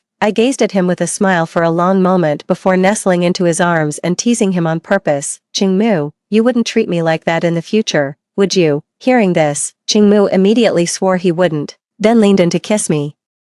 How could I ever treat you like that? I love you so much. In these 4 years, forget about hitting you. Have I ever said a single harsh word to you? Our home has always been run by you. That made me laugh heartily. It was really just a joke. I trust him completely. Otherwise, after the failure of my marriage in my past life, I wouldn't have resolutely chosen to walk into the marriage hall with him this time. After this incident, Huiqing's book signing event was suspended, and organizers in other cities proposed cancellations one after another. At first, Huiqing was still getting cursed out and hounded by readers at his home. Later, as the hype died down, he gradually faded from the public eye. I didn't feel much about it, but to my surprise, Huiqing showed up at the gate of my villa a few days later. He looked gaunt and unshaven, it was raining outside, and he was soaked to the bone. A far cry from his former confident and spirited self. "What are you doing here?" I was taken aback. This was a private villa community, and they checked everyone coming and going. How on earth did he find this place? Hu Cheng's eyes lit up the moment he saw me. And he blurted out an explanation in a fluster. I just had someone look into it. A reporter said your husband's car comes back here every day. Chungmu was away on a business trip, so I held the door with a hint of wariness, ready to flee at a moment's notice if he tried anything. But Hu Cheng just paused for a moment, taken aback by my expression, then pressed his lips together and stated his reason for coming. "I asked Shin Nan if I weren't with her. How would she try to win me back from you?" Seeing the look of bitter regret on his face, I could already guess what Shin Nan had said. Sure enough, Hu Cheng spoke the next moment. "She said she would stop at nothing." I pressed for specifics, and she actually admitted she'd resort to framing you. Hu Cheng spoke through his tears, and at this point, he completely broke down, swearing to me. "I only hit her because I was just so angry. Jiangli, I would never do that to you." "I believe you." When I said I believed him, Hu Cheng's eyes lit up, taking it as a sign of reconciliation, and he stumbled forward a couple of steps. "So you," I shrugged, "because you'll never get the chance to lay a hand on me. I'm Chingmu's wife now. What does that have to do with you?" Hu Cheng trembled all over upon hearing this, then slowly knelt down to apologize. He kept kowtowing and pleading. "I'm sorry, I was wrong, Jiangli. It's you I've always loved. Why won't you believe me?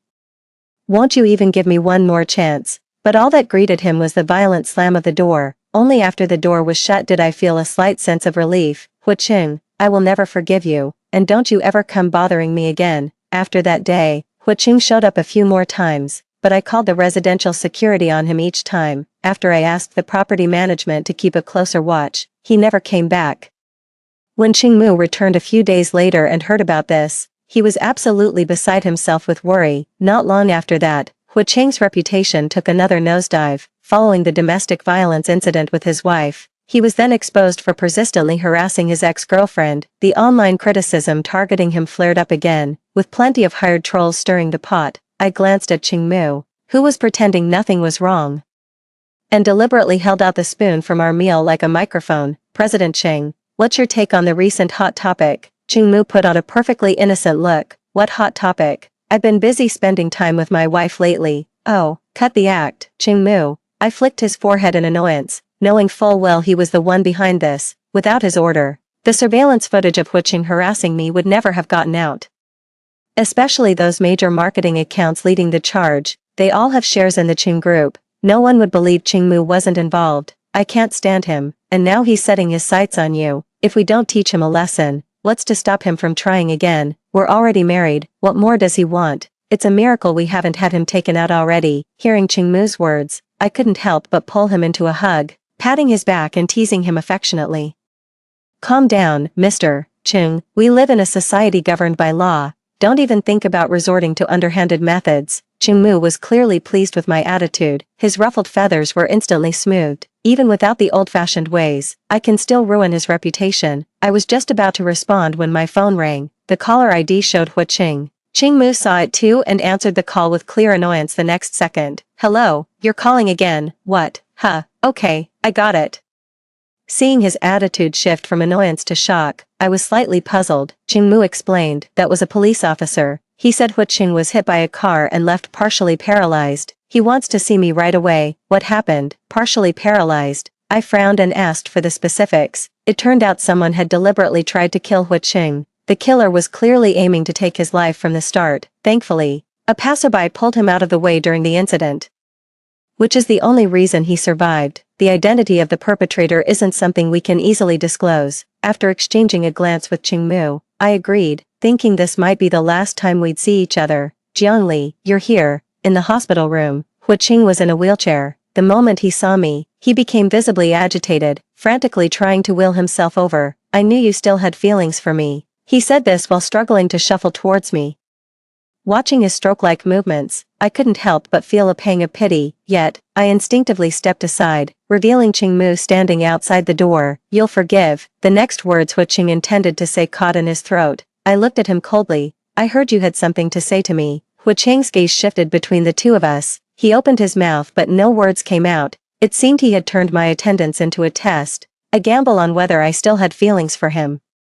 To him, my presence meant I still loved him. I just thought he was incredibly naive. Seeing he had nothing more to say, I turned to leave. Jiangli, seeing I was about to leave, Huiqing called out to stop me, hoping to speak with me alone. With a cold snort, Qingmu vanished out the door, murmuring a quiet instruction to call him if anything happened. He'd be right there. I gave a slight nod, my eyes telling him it was okay.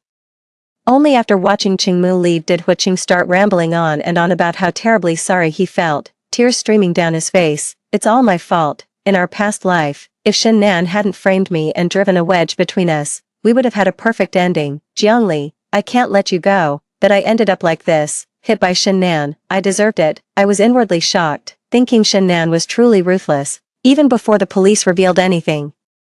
I had a sneaking suspicion it was either her or some obsessed fan. Huiqing went on and on about the incident. It turns out that after Shen Nan hit him, she just fled the scene, but she must have been inexperienced, because she was caught that very same night. Huiqing mentioned she was driving in the direction of my neighborhood. Hearing that sent a chill down my spine. Who knows what would have happened if we hadn't caught him. Huiqing paid no attention to this.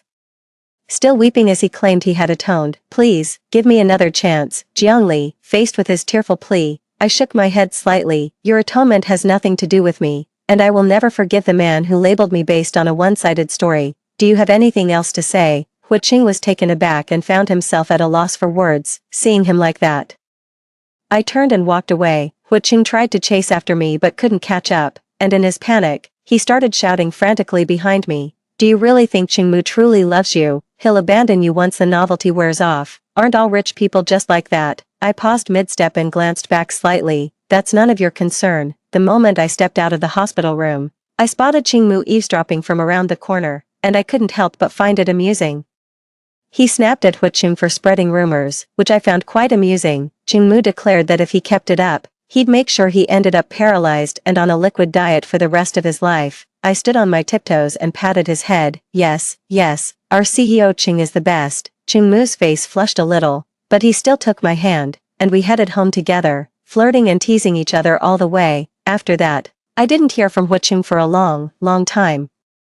The next time I asked about him, I heard he had already taken his own life. The police delivered a suicide note he left for me, but I burned it without even reading it. The world lost a Mr. Hua, the writer, but it made no difference to me. I had long since moved on and started a new life, and now, on to the second story. After being reborn, he spent every day thinking I'd meekly hand over my study abroad opportunity to his stepsister. In reality, I turned right around and submitted my application at the visa center. When he had no money for food, I pretended not to see. He was cheating on me with Guqing behind my back. I promptly turned the tables and made their affair photos public, all because in my past life, I cared for his paralyzed father and raised his infant son, yet he simply abandoned us and left for a distant land. His reasoning was that marrying too young robbed him of the freedom of being single, yet Guqing settled into a blissful married life with him. Even the son I raised for 18 years started calling Guqing mom. In this life, I want nothing to do with that scumbag or his ungrateful son. Holding the voluntary waiver of state-sponsored study abroad opportunity form in my hand, I felt a wave of disorientation. I had been reborn. The realization made my nose sting with emotion. Fighting back the tears, I tore the document in my hand to shreds and threw it into the trash. Lin Qiu watched my fluid, practiced movements with astonishment. She asked me in disbelief, "You're not going to give it to Professor Shen?" I nodded. "No, I'm not." Lin Qiu grabbed my hand excitedly. "Good thing I came with you. I had a feeling I'd be able to talk some sense into you today. Don't throw away your future for that scumbag." The scumbag Lin Qiu was referring to was my boyfriend, or rather, my fiancé, Qing Tian. We started dating secretly in high school, hiding it from our parents. After my parents passed away in a car accident, he was there for me through the darkest time, so I always believed I would spend the rest of my life happily with him, from schoolmates to soulmates. And yet, I smiled and squeezed Lin Qiu's hand in return. "Thank you, Xiao Qiu. I'm the top student in our department. Why on earth should I hand over such a great opportunity to someone else? My fate should be in my own hands. I shouldn't let others, especially men, dictate my thoughts." Lin Qiu was genuinely delighted to hear me say that. She linked her arm with mine and insisted on treating me to bubble tea. As I followed her towards the campus gate, I took in all the little details of C University. How many years had it been since I was last on campus? In my past life, I gave up a government-sponsored study abroad opportunity for someone else. All because of a few words from Qingtian. It's not just anyone, this person is Qingyue. My stepmother's daughter. Qingyue and I were never close, as she was always jealous that I consistently outshone her academically. This was especially true after Mr. Shen announced that the top student would receive a government-funded scholarship for postgraduate studies in the UK. Her resentment towards me reached its peak. Honestly, I don't really care, but he kept saying, Xiaoran, Yaya is my sister. Her mother passed away a few years ago. She's so pitiful. If she loses this chance, she'll definitely kill herself. You know Yaya has depression. I lowered my head and said nothing. He kept trying to convince me. But you still have me. We'll get married. We'll have lots of babies. We can be perfectly happy even if you don't go study abroad. Seeing my expression begin to waver, Qingtian immediately dropped to one knee, plucked a random pull-tab ring from the grass, and slipped it onto my finger. Xiaoran, I love you. Marry me. I'll make you happy forever. I agreed.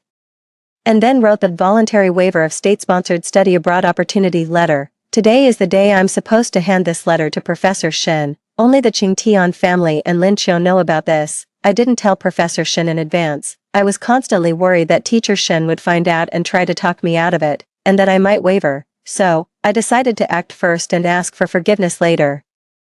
This also spares me the trouble of having to explain everything to Teacher Shen in this lifetime. I won't have to face the disappointment in Teacher Shen's eyes again. I was at the bubble tea shop, slurping up the tapioca pearls with effort while listening to Lin Qiu vent her righteous indignation. Tearing into Qingtian, she said, Qingtian is nothing but a pretty face, a rotten, worthless man who's actually malicious and stupid to the core. He just got lucky running into a kind-hearted and gullible girl like you. I bit down on my straw and let out a laugh. To put it nicely, I was kind-hearted and gullible. In reality, I was incredibly foolish. In my past life, after I gave up my chance to study abroad, I quickly married him and got our marriage certificate. We didn't have a wedding ceremony or a reception. He said, darling, I have no money right now. I don't want to use your money for these ceremonies. What would that do to my pride as a man? But don't worry, once I have the money, I will give you the grandest wedding you can imagine. I ended up waiting a lifetime for that wedding. When our son was 4, Qingtian graduated with his master's degree and was assigned to work in X city. City X is a long way from our home. It's a 7-hour trip by high-speed rail. I didn't want the family to be split up, so I suggested we all go together. But he said to me, I married you so young and barely got to experience being single. Now that I finally have the chance, just give me a little space and freedom. But didn't I get married young and give up my education for it? Wasn't I the one who shouldered the entire responsibility of caring for the family? No one ever cared about how I felt. He packed his bags and left for a distant place just a few days later. He left me with our child and his father, who is bedridden. I have been tirelessly taking care of this family. You wanted space, you wanted freedom, and I gave it to you. But reality soon slapped me in the face again. Guqing quit her job at the private art exam tutoring center and followed Qingtian to X city. It was Lin Qiu, whom I hadn't spoken to in ages, who told me about this. In my past life, my insistence on giving up my study abroad spot to Qingyu completely disappointed Lin Qiu. We hadn't been in touch for a long time. Yet she was still quietly keeping an eye on me. She told me long ago that Qingtian had an inappropriate relationship with Guqing, but I always deluded myself, believing that I was the one Qingtian truly loved. After finishing the milk tea, I went back home. It's called a home, but the painful hours I've spent here far outweigh the happy ones. I didn't cook, nor did I pay any mind to the faint, whimpering voice calling my name from the other room. I just sat on the sofa, looking around. In my past life, I raised my son here alone until he was 18. That summer, after his college entrance exams, he said he wanted to go to Qingtian for a trip. I had no reason to refuse. In all these years, I could count the number of times I've seen Qingtian on one hand. He wouldn't let me go, and he hardly ever came back himself. And so, we've been maintaining this marriage in name only. It's pathetic, isn't it? But I thought at least I still had my son, then. As summer break was ending and school was about to start, I called to ask when he was coming home. He told me, I'm happier here with Dad, so I changed my college application to City X, and then the call was disconnected. Over time, he and Tianqing became more like family. He wouldn't even come home for summer or winter breaks. He'd go over to Guqing's place to help out, changing burnt-out light bulbs, fixing leaky faucets, and taking apart the air conditioner for a deep clean. I don't know when he grew up so much. Is he really this mature already? At home, he's always just the guy glued to the couch playing video games. If I ask him to lift his feet while I'm mopping, he'd snap and yell at me. He even calls Gaching mom directly. I called him that Chinese New Year, but he impatiently said nothing's wrong and hung up first. Perhaps he was in too much of a hurry and didn't properly end the call. I held the phone to my ear, unable to bring myself to hang up either. I just wanted to hear my son's voice a little longer. To my surprise, a cheerful voice came through, completely different from the one he used when speaking to me. He said, "Mom, Happy New Year. I hope you and Dad can find your way back to each other soon." I confronted him about it, but he said, without a hint of guilt, "Well, Gaching's mom knew Dad first. If you hadn't stolen her away, I should have been the one born from her womb. So what's wrong with me calling her mom?"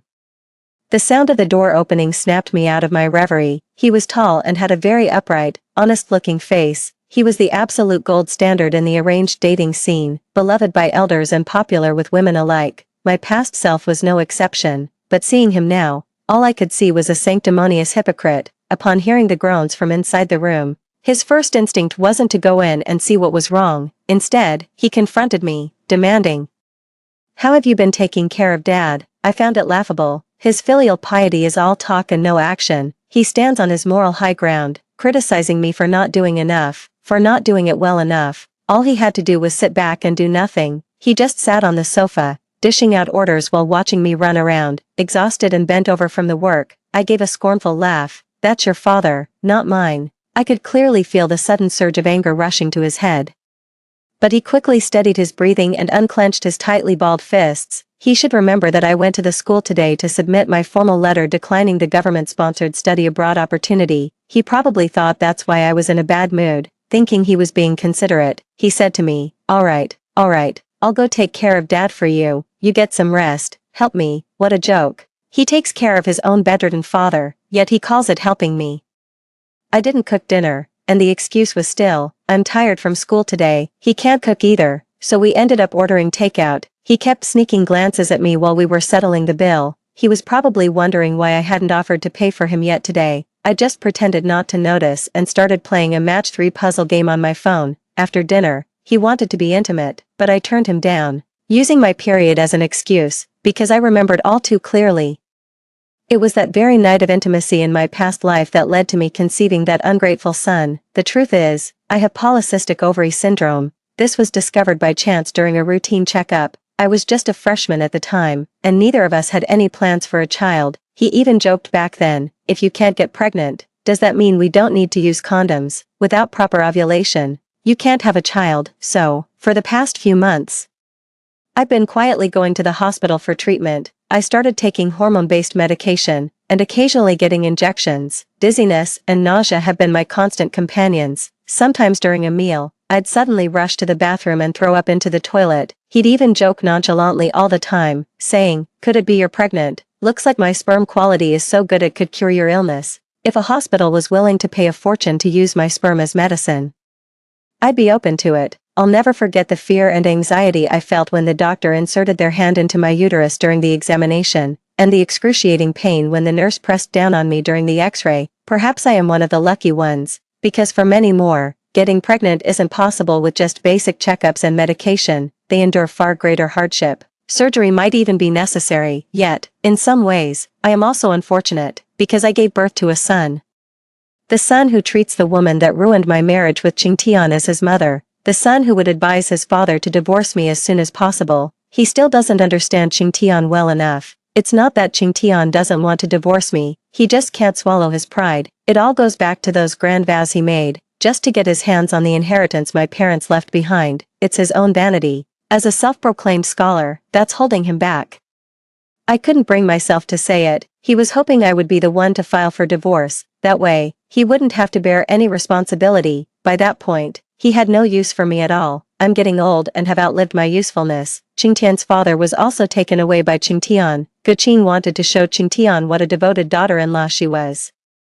Unlike me, always complaining about how hard it is to care for my father-in-law, she actually introduced her own mother, a former actress in a song and dance troupe, to her father-in-law. Just when he was on death's doorstep, my father-in-law found love again. Of course, he moved out immediately. He showed no gratitude for all the care I'd given him over the years, even with slurred speech. He had to call me a useless piece of trash on his way out. It was my son who came to pick up his grandfather.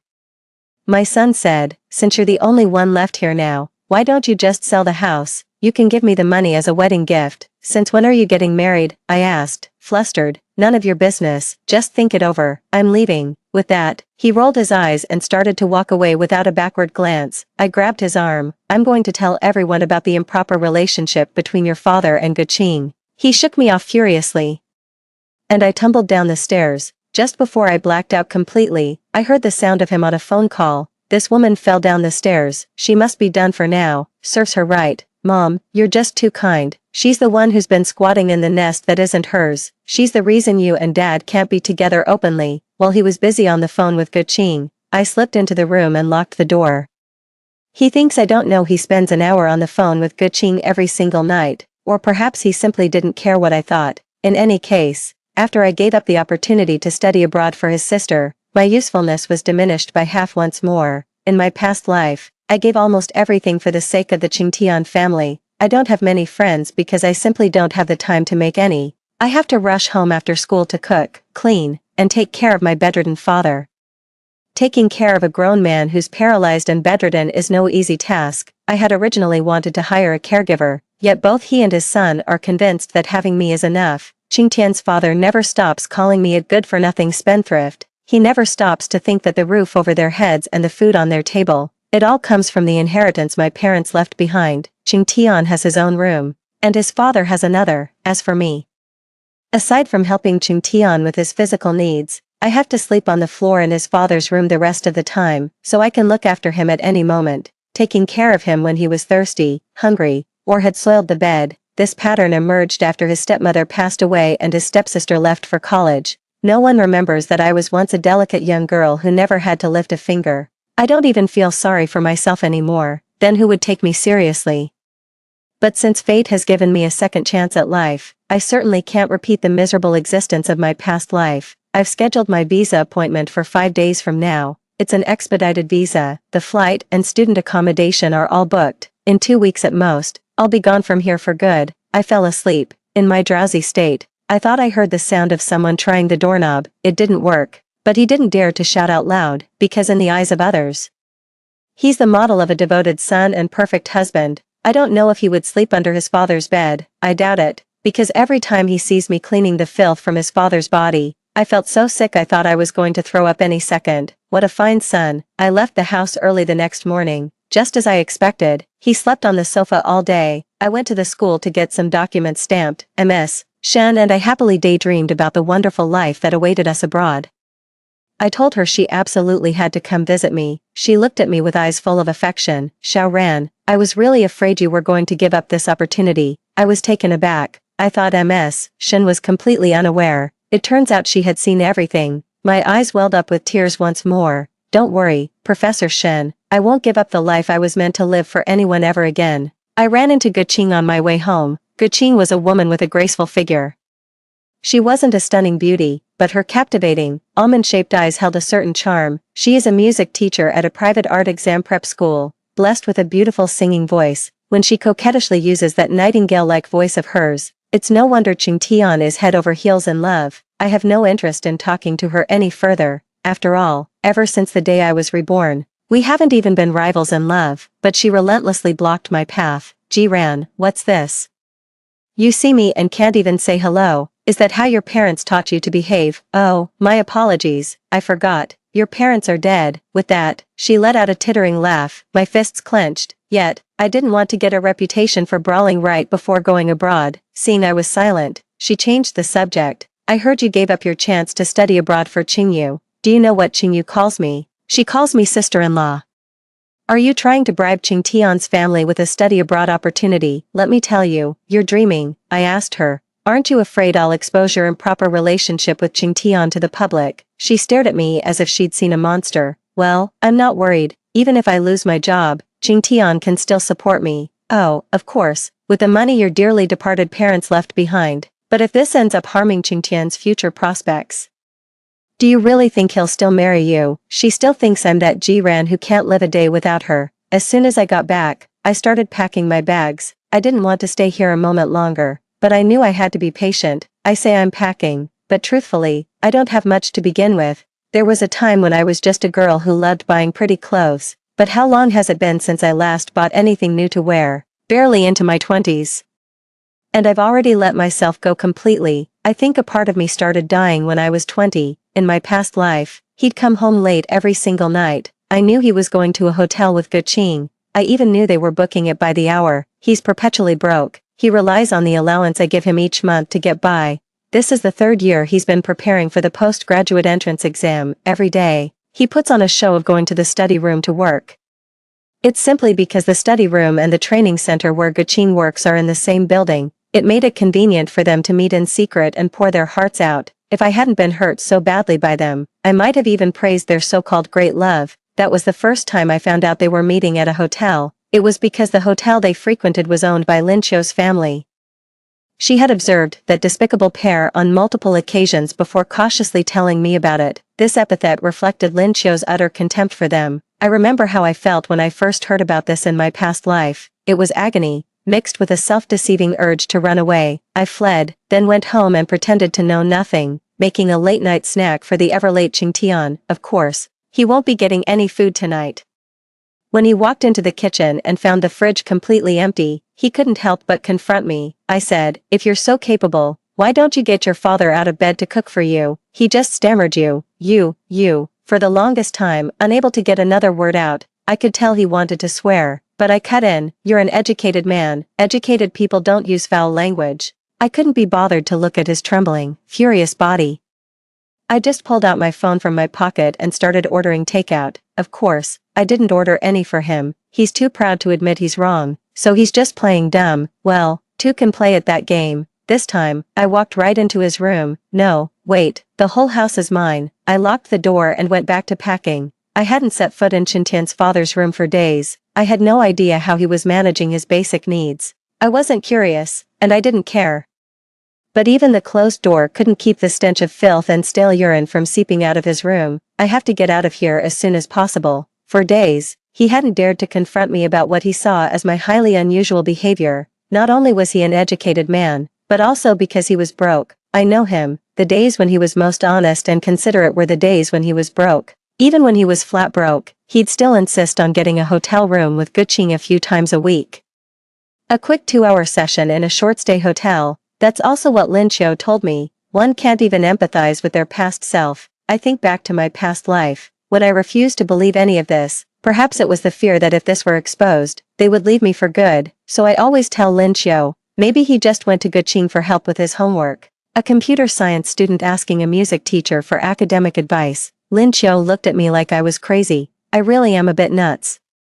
So in this life, when Lin Qiu saw how decisively I was cutting ties with Qingtian, she got even more worked up about it than I was. She even came with me to the visa application center. We got everything sorted in just 5 minutes. The staff said the visa could be issued within 5 business days. 10 days. In just 10 more days, I'll be leaving this place that's held me captive my whole life, Lin Qiu said. I don't think it's enough to just not give the spot to Qingyu. You should go to Guqing's workplace and expose her improper relationship with Qingtian to everyone who would want a homewrecker teaching their own child. Once she loses her job, Guqing will settle down. I chuckled. Wouldn't that just be letting Qingtian off the hook? If it weren't for Qingtian constantly throwing himself at Guqing, Guqing makes a decent living as an art exam tutor. Why on earth would she be the other woman for a guy who can't even pass his postgraduate entrance exams after 3 tries and is as broke as he is shameless? Lin Qiu thought for a moment, then let the scumbag and the homewrecker go to hell together. I think Guqing is despicable, sure, but the one who truly deserves to die is Qingtian. My visa and passport arrived safely at Professor Shin's office on the 5th business day. I walked to school with a light, brisk step. Just 5 more days. My communication with Qingtian has been practically non-existent these past few days. I'm rarely home. I lock up the room I'm staying in before I leave. I don't want them seeing me pack my bags all the time. It's also to avoid having to sleep on the floor in his dad's room or share a room with him. He called me, and I brushed him off, saying I was at work. I said, "You haven't gotten into grad school in 3 years. If I don't go out and earn money, are we just supposed to sit at home and starve together?" He was silent for a few seconds. Just as I was about to hang up, he spoke. "I knew it. You've always resented me for living off you. Fine, I just won't take the grad school entrance exam anymore." It was a threat that seems utterly ridiculous now. Yet, in my past life, It had me completely under its thumb. I know Ching Tian has a very strong sense of pride, so, every time a look of I knew it crossed his face with sadness, I would always be the first to comfort him. If he doesn't pass the exam this year, I'll encourage him to try again next year. He said spending my money made him feel guilty, so I told him what's mine is his, and what's his is mine, but he has nothing. My father, bedridden and paralyzed, and my stepsister, who made me give up my study abroad spot only to call me a bitch behind my back, and then there's him, that spineless, ungrateful, two-timing leech of a man. He probably thought I'd rush to explain myself, like I always do, insisting I wasn't blaming him. Then I transferred him the money and told him to spend it however he liked. But I didn't. I said, good that you know I mind. If you can't pass the exam, then don't bother. Go out and find a job sooner. With that, I hung up the phone. The passport photo I took for my visa application wasn't flattering, but to me, it carried a sense of exhilarating relief, like surviving a close call. On my way back, I ran into Ching Tian and Guqing. They had just stepped out of Lin Qiu's family-run hotel. Guqing was still holding on to Ching Tian's arm. They looked so intimate. I never realized the city was this big. Why, of all places, did they have to choose my daily route home for their secret rendezvous? Perhaps they thought I'd never find out, but more likely, they figured there was nothing I could do about it even if I did. After all, I loved Ching Tian with all my heart. How could I ever leave him?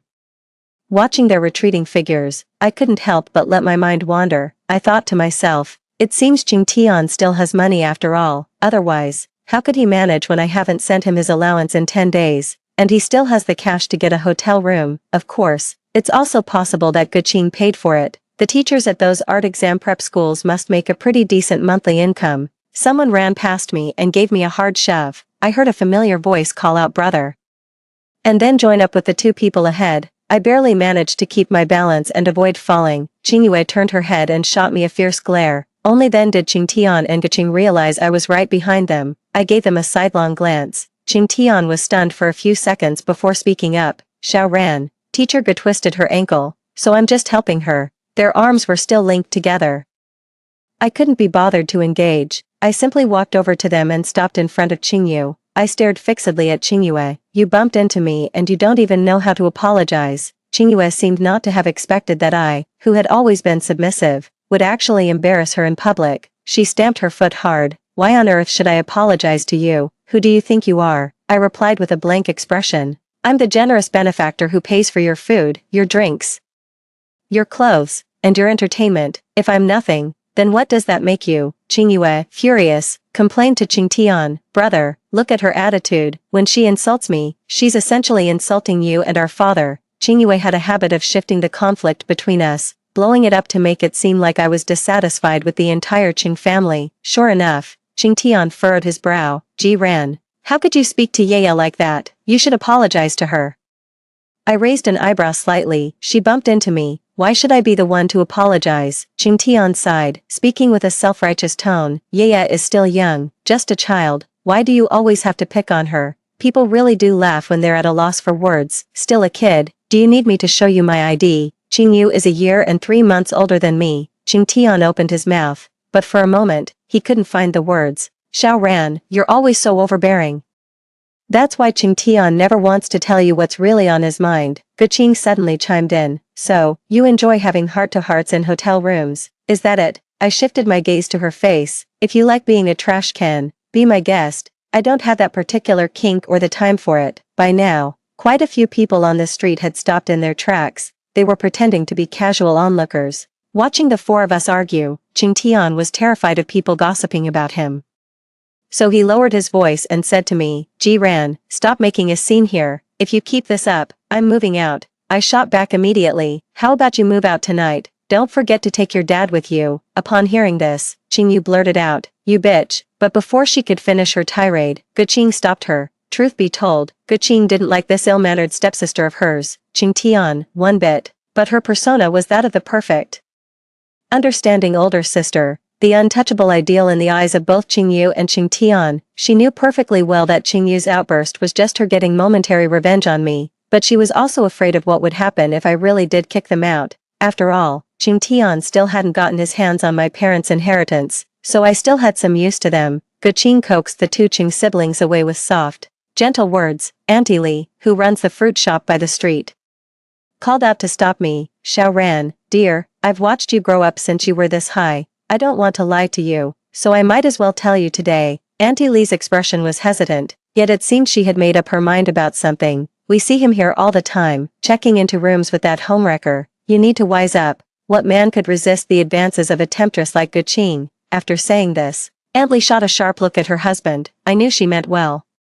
So I gave her a smile. So everyone knew all along. I was the only one trapped in the cage I had built for myself. If I don't save myself, no one was going to reach out and pull me to safety. When I got home, Qing Tian, Qing Yue, and Guqing were all gathered in the small living room. Guqing's expression was one of disgust. I knew because the room reeked of the foul stench of excrement and urine. Now it was mixed with Guqing's perfume. It was enough to make you want to gag. However, Qing Tian and Qing Yue remained unfazed, perhaps even more than the foul smell. They were even less willing to care for a father who ate, drank, and relieved himself in bed. The moment Guqing saw me, she immediately confronted me sharply. Haven't you been taking proper care of Uncle Qing lately? I gave a mocking smile. Did his son die? My daughter is dead too. Since when is it my turn to take care of her? Qing Yue was a powder keg ready to blow. She lunged at me, ready to throw a punch.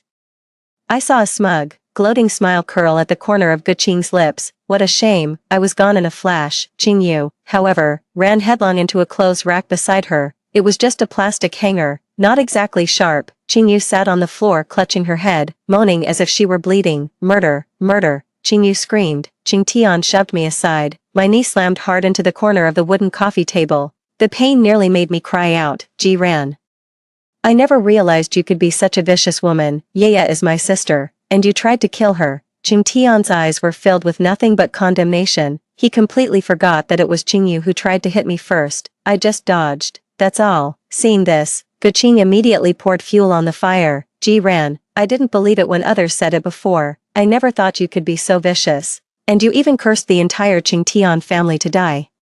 What man would ever dare to want a woman as terrifying as you? I sat on the sofa, rubbing my knee which was still throbbing with pain. I forced a smile. Qing Tian, don't you know he's practically begging to marry me? Qing Yu immediately forgot about the splitting headache she was supposed to be suffering. What an irresponsible actress. She jumped up to confront me. That's only because you were going to give the study abroad opportunity to me. My brother had no choice but to marry you.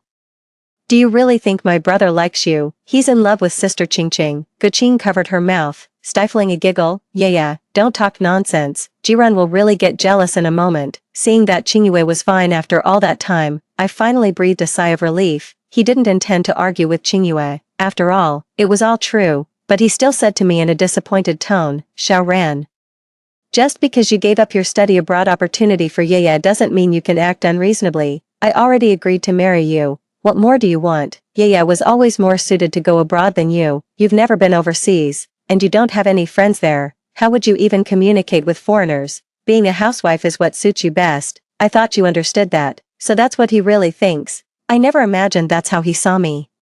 I don't have many friends because I'm always busy taking care of things at home. On top of that, I have a heavy academic workload. It's not like I never had the chance to go abroad. I was supposed to go on that graduation trip my classmates organized. He kept saying, if you leave, who's going to take care of Dad? And so, I was forced to stay. Yet, Qing Yue spent my money gallivanting abroad with her classmates for half a month. As soon as she returned, she demanded I give up my study abroad opportunity for her. In my past life, it was as if the muck from a swamp had blinded my eyes. I was single-mindedly trying to win Qingtian's approval through constant sacrifice. I used to believe my life only had value if he was constantly fond of me. That's not true.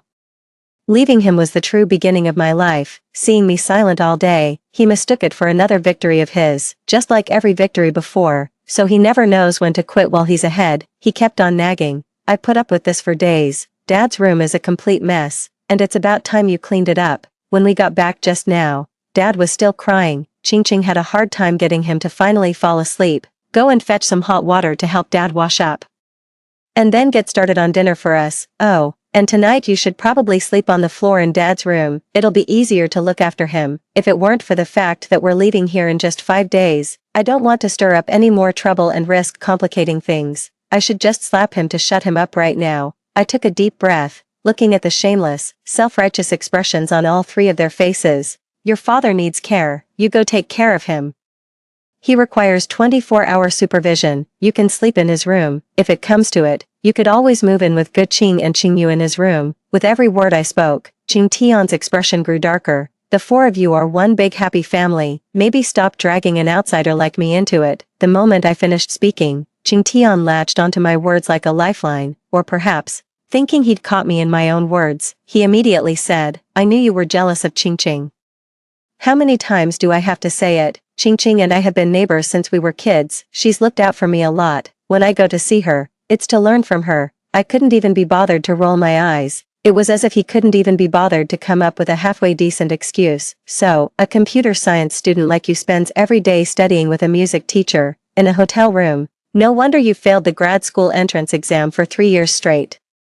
Maybe you should find a gym teacher to tutor you in math next. With that, I took out my key and opened the door. He slipped into the room and locked the door before they could even react. Outside, Qingyue was so furious she started screaming curses. The racket woke up Qingtian's bedridden father in the next room, who was never one for peace and quiet anyway, and so, the two of them launched into a duet of shouting and swearing. I put on my noise-canceling headphones, as the world fell silent. I started thinking, maybe I should just find a hotel near the airport for a few days. In the faint light of dawn, I quietly opened the door and left with my luggage. I blocked the entire family's phone numbers. I spent 2 days lying in the hotel bed. It's been a long time since I've felt this relaxed. Lin Qiu said she'd come to see me off. I sent her the hotel address, but I never expected that when I opened the door to let her in.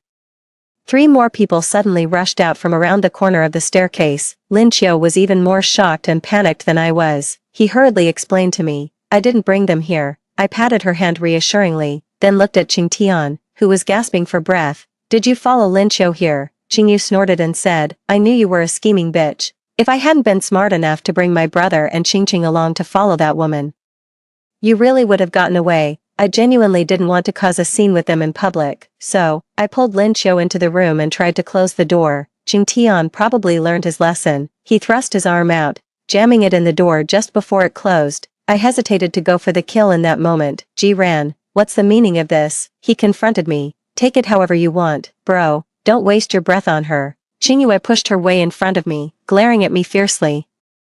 He said, you didn't submit the letter of commitment to voluntarily forfeit the state-sponsored study abroad opportunity, did you? I already went to the school and asked about it. Everyone else who's going abroad has already received their materials and is processing their visas. I nodded calmly and replied, that's right, I didn't submit it. So what, bro? See, I told you this bitch was never sincere. Qingyue was furious. Guqing stepped forward. Xiao ran. Didn't you promise to give the opportunity to Yaya? How can you go back on your word like that? I don't recall agreeing to that, I said coldly. I only agreed to marry you because you said you were willing to give the opportunity to Yaya. Qing Tian looked rather pathetic in that moment, yet he still tried to take the moral high ground and pressure me. Then let's call off the wedding, I replied without hesitation. The expressions of all 3 people before me changed. Then they stared at me in disbelief, because in the past, my only dream was to marry Qing Tian. They used this to hold it over me for my entire life. He simply refused to believe it, the reality that the woman who'd always followed him around had suddenly cast him aside. Don't say things you don't mean, Ji ran. If you're willing to give the opportunity to Yaya and apologize to your father, I'd still be willing to marry you, as long as you promise to take good care of him from now on.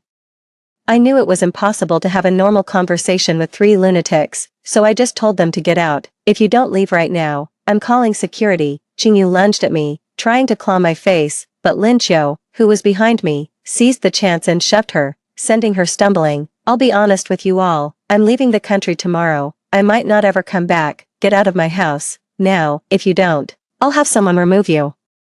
I figured it was best to just lay it all out for them, plain and simple. All 3 of them were stunned into silence. Qingtian's mouth opened and closed several times, but no sound came out. Guqing was the first to snap out of it. In a tone of reproach and condescension, she said to me, what gives you the right to kick Qing Tian and his uncle out? You mean the fact that my name is on the property deed? The question was absurd. Guqing hadn't expected me to answer with such unflinching confidence. I tried to close the door on them once more. Qingyue shrieked, refusing to back down. Your wretched parents are the reason my father is paralyzed. How dare you, you bitch, have the nerve to throw us out. I couldn't stand it when people hurled such vile insults at my parents, but she kept on taunting. Do you know why, when my dad and you're poor, doomed parents went out in the car, only my dad survived. It's because my dad's a survivor. Your parents had it coming. If my dad hadn't been driving for your parents, he never would have ended up paralyzed. Yes, Ching Tian's father is my parents' driver. Whenever my parents went out for business meetings, Ching Tian's father was the one who drove them. That day, they were out very late and hadn't come back. I just kept waiting and waiting. It wasn't until the morning of the third day that I got a call from the police. They told me my parents had been killed in a car accident. Ching Tian's father managed to pull through, but he'll be bedridden for the rest of his life. Ching Tian's father always says it was my parents arguing in the back seat of the car. He tried to intervene but didn't see the obstacle ahead, and then he crashed into it. So all these years, apart from my love for Ching Tian, and my own guilt, but then Ching Yu immediately said, "You're just as ungrateful as your father and mother. My father only ever hoped you would marry my brother. After we got married, he insisted on handing over all his money to my brother, but your parents wouldn't hear of it. They even got into a huge argument with my dad. My dad just joked about us all going down together, and they actually tried to grab the steering wheel. That's what caused the accident that hurt my dad. My brother was such a good man. It's your family's insatiable greed that cut his life short." That was the first time I learned the truth about the car accident. The accident happened in a very remote area with no surveillance cameras. By the time Ching Tian's father regained consciousness, my parents had long since become two cold corpses. I believed every word he said. This time, with trembling hands, I mercilessly slammed the door shut. The pain made him pull his arm back all day. I shut the door, leaving his cries of pain and Qing's curses on the other side. I slumped to the floor, completely drained. Lin Qiu wrapped her arms around me. She wanted to comfort me, but was at a loss for words. All I wanted was to leave this place and cut all ties with Ching Tian and everyone else. But now, I'm going to make them all pay. I boarded the flight to the UK right on time, ready to start my new life, a new school, a new city, a new country. All of this fills me with immense excitement. But I haven't forgotten my vow to make the Ching Tian family pay. Ching Tian's father is far too old. Without evidence, it would be very difficult to put him behind bars, so I paid someone to come over while Ching Tian was out for the day. I had Ching Tian's father, bedding and all, thrown out of the house. They say he cried and made a scene at the door for a whole hour. Ching Tian only showed up much later, finally arriving from the hotel. His father was incontinent. A crowd had gathered around. They were pointing and whispering, all the while covering their noses. He's always trying to argue with the people I hired to evict them, but looking at their powerful builds, no one dared to step forward. Guqing tried to approach one of the men for help, but the man shoved her away. Guqing took a nasty spill, face first into the filth. He was covered from head to toe in the piss and shit left by Ching Tian's father. He fled my house, screaming. All that remained were a stunned Ching Tian and his father, playing dead. In the end, Ching Tian managed to drag his father away, practically hauling him off. Teacher Shin said that Ching Tian had come to the school looking for her. He asked her if she knew exactly which university I had gone to abroad. She was worried that Ching Tian would come and cause trouble for me. I said indifferently, as if he has the money to come to the UK to find me. Teacher Shin first smiled, then couldn't help but sigh.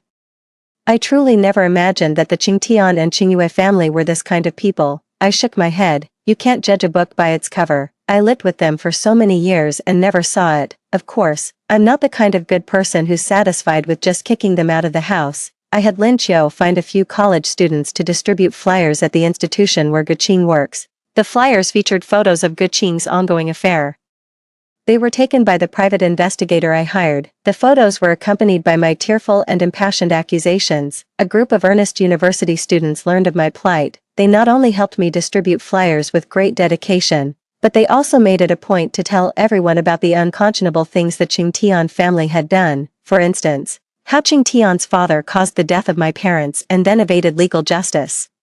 How Ching Tian repaid kindness with betrayal by carrying on an illicit affair with Guqing. How Ching Yu lived off my generosity, eating my food and drinking my provisions, yet still hurled abuse at me, showing no gratitude whatsoever. She's a disgrace to the title of university student. Rumors spread like wildfire. Naturally, the parents of the students at the institution refused to let a teacher with such poor moral character continue teaching. Not long after, Guqing was subsequently dismissed by the institution as the controversy over his personal conduct grew, and all day long, after I stopped providing him with financial support, he could no longer comfortably prepare for the postgraduate entrance exam for the fourth time. Moreover, he hadn't worked a single day in the 3 years since graduation. With no work experience, He naturally hit a wall at every turn in his job search. He found a self-built house to stay in temporarily with his father. I received an email from him. In the email, he poured out a tearful confession. He said it's me he truly loves. Everything that happened before was because Guqing had led him astray. If I was willing, he could come to the UK to be my study companion. I immediately forwarded the email to Guqing. Having just lost his job, Guqing was absolutely livid when he read the letter, but they didn't break up. That's what Lin Qiu told me. However, Guqing issued Qing Tian an ultimatum.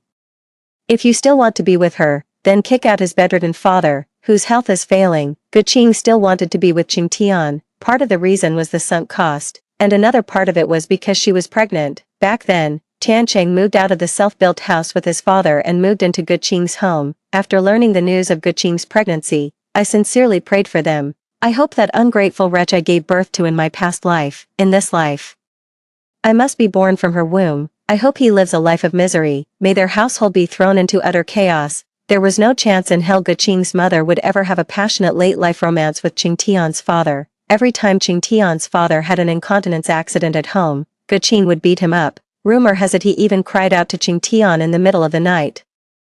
I still want Ji Ran to be my daughter-in-law. Qing Tian quietly wept in his father's arms, both of them overcome with grief. Then he started thinking about me. He thought about all those romance novels he'd read, month after month, one after another. It seemed like there might be a way to put it into practice, so he started emailing me again. One disgusting love letter after another flooded my inbox. Some were confessions, others were professions of love. I received one final email before I blocked him. He said he dreamed that I hadn't gone abroad. We got married without a hitch, and we were blessed with a lovely son. He finally got into graduate school. He moved away for work. I was at home, looking after his father and child. He said he was so happy in his dream. He missed me so much. I knew he didn't tell the rest of the dream. Later, he and Guqing became common-law husband and wife in a foreign land. He abandoned me at home. The child I raised came to regard Guqing as his mother. In the end, he even pushed me down the stairs, leaving me to die with a heart full of bitterness. But thankfully, in this life, it was all just a dream of his. It's no longer my life. I have personally changed my unfortunate life. I hope they torment each other until the day they die, Lin Qiu said. His father would rather get beaten every day than move out and live on his own. After all, he's someone who has to eat, drink, and relieve himself all in bed. The neighbors living right across from them could hear the heart-wrenching screams and shouts of their arguments every single day. As long as he's alive, his father simply couldn't manage on his own all day. Besides, I know he's in very robust health. I hope he lives to at least 90, just like he did in his last life. We'll have to live a long, long life to torment each other to the bitter end. As for Qingyue, I heard that after her failed attempt to go abroad, she just took any old job she could find. Within half a year, she was pregnant with the department manager's child, yet the manager and his wife's son was already 20 years old. She still had the gall to go to their home and provoke the manager's wife, demanding that the couple divorce to make way for her. In the end, she was shoved to the ground by the manager's son. She lost her child, and it felt like a part of her died too. She thought of Sister Guqing, who had always been so kind to her. So she went to her for help. Of course, she was turned away at the door. That was the very day Qing Tian landed a job as a project manager at a gaming company, thanks entirely to his mother, Guqing. Pulling some strings, Qingyue stormed into the company without a second thought and caused a huge scene. And just like that, Qing Tian was out of a job. Guqing and Qingyue got into a physical fight. The one who tried to break up the fight ended up getting accidentally pushed down the stairs by them. He was a bit luckier than I was in my past life. He didn't die, he just broke a leg. Well, now he can keep his father company in bed. May they rot in misery for all eternity. I suppose that was his way of fulfilling his filial duty. That's all for today's story. If you enjoyed this video, please give it a like and subscribe. If you have any suggestions, feel free to leave a comment below. See you in the next video.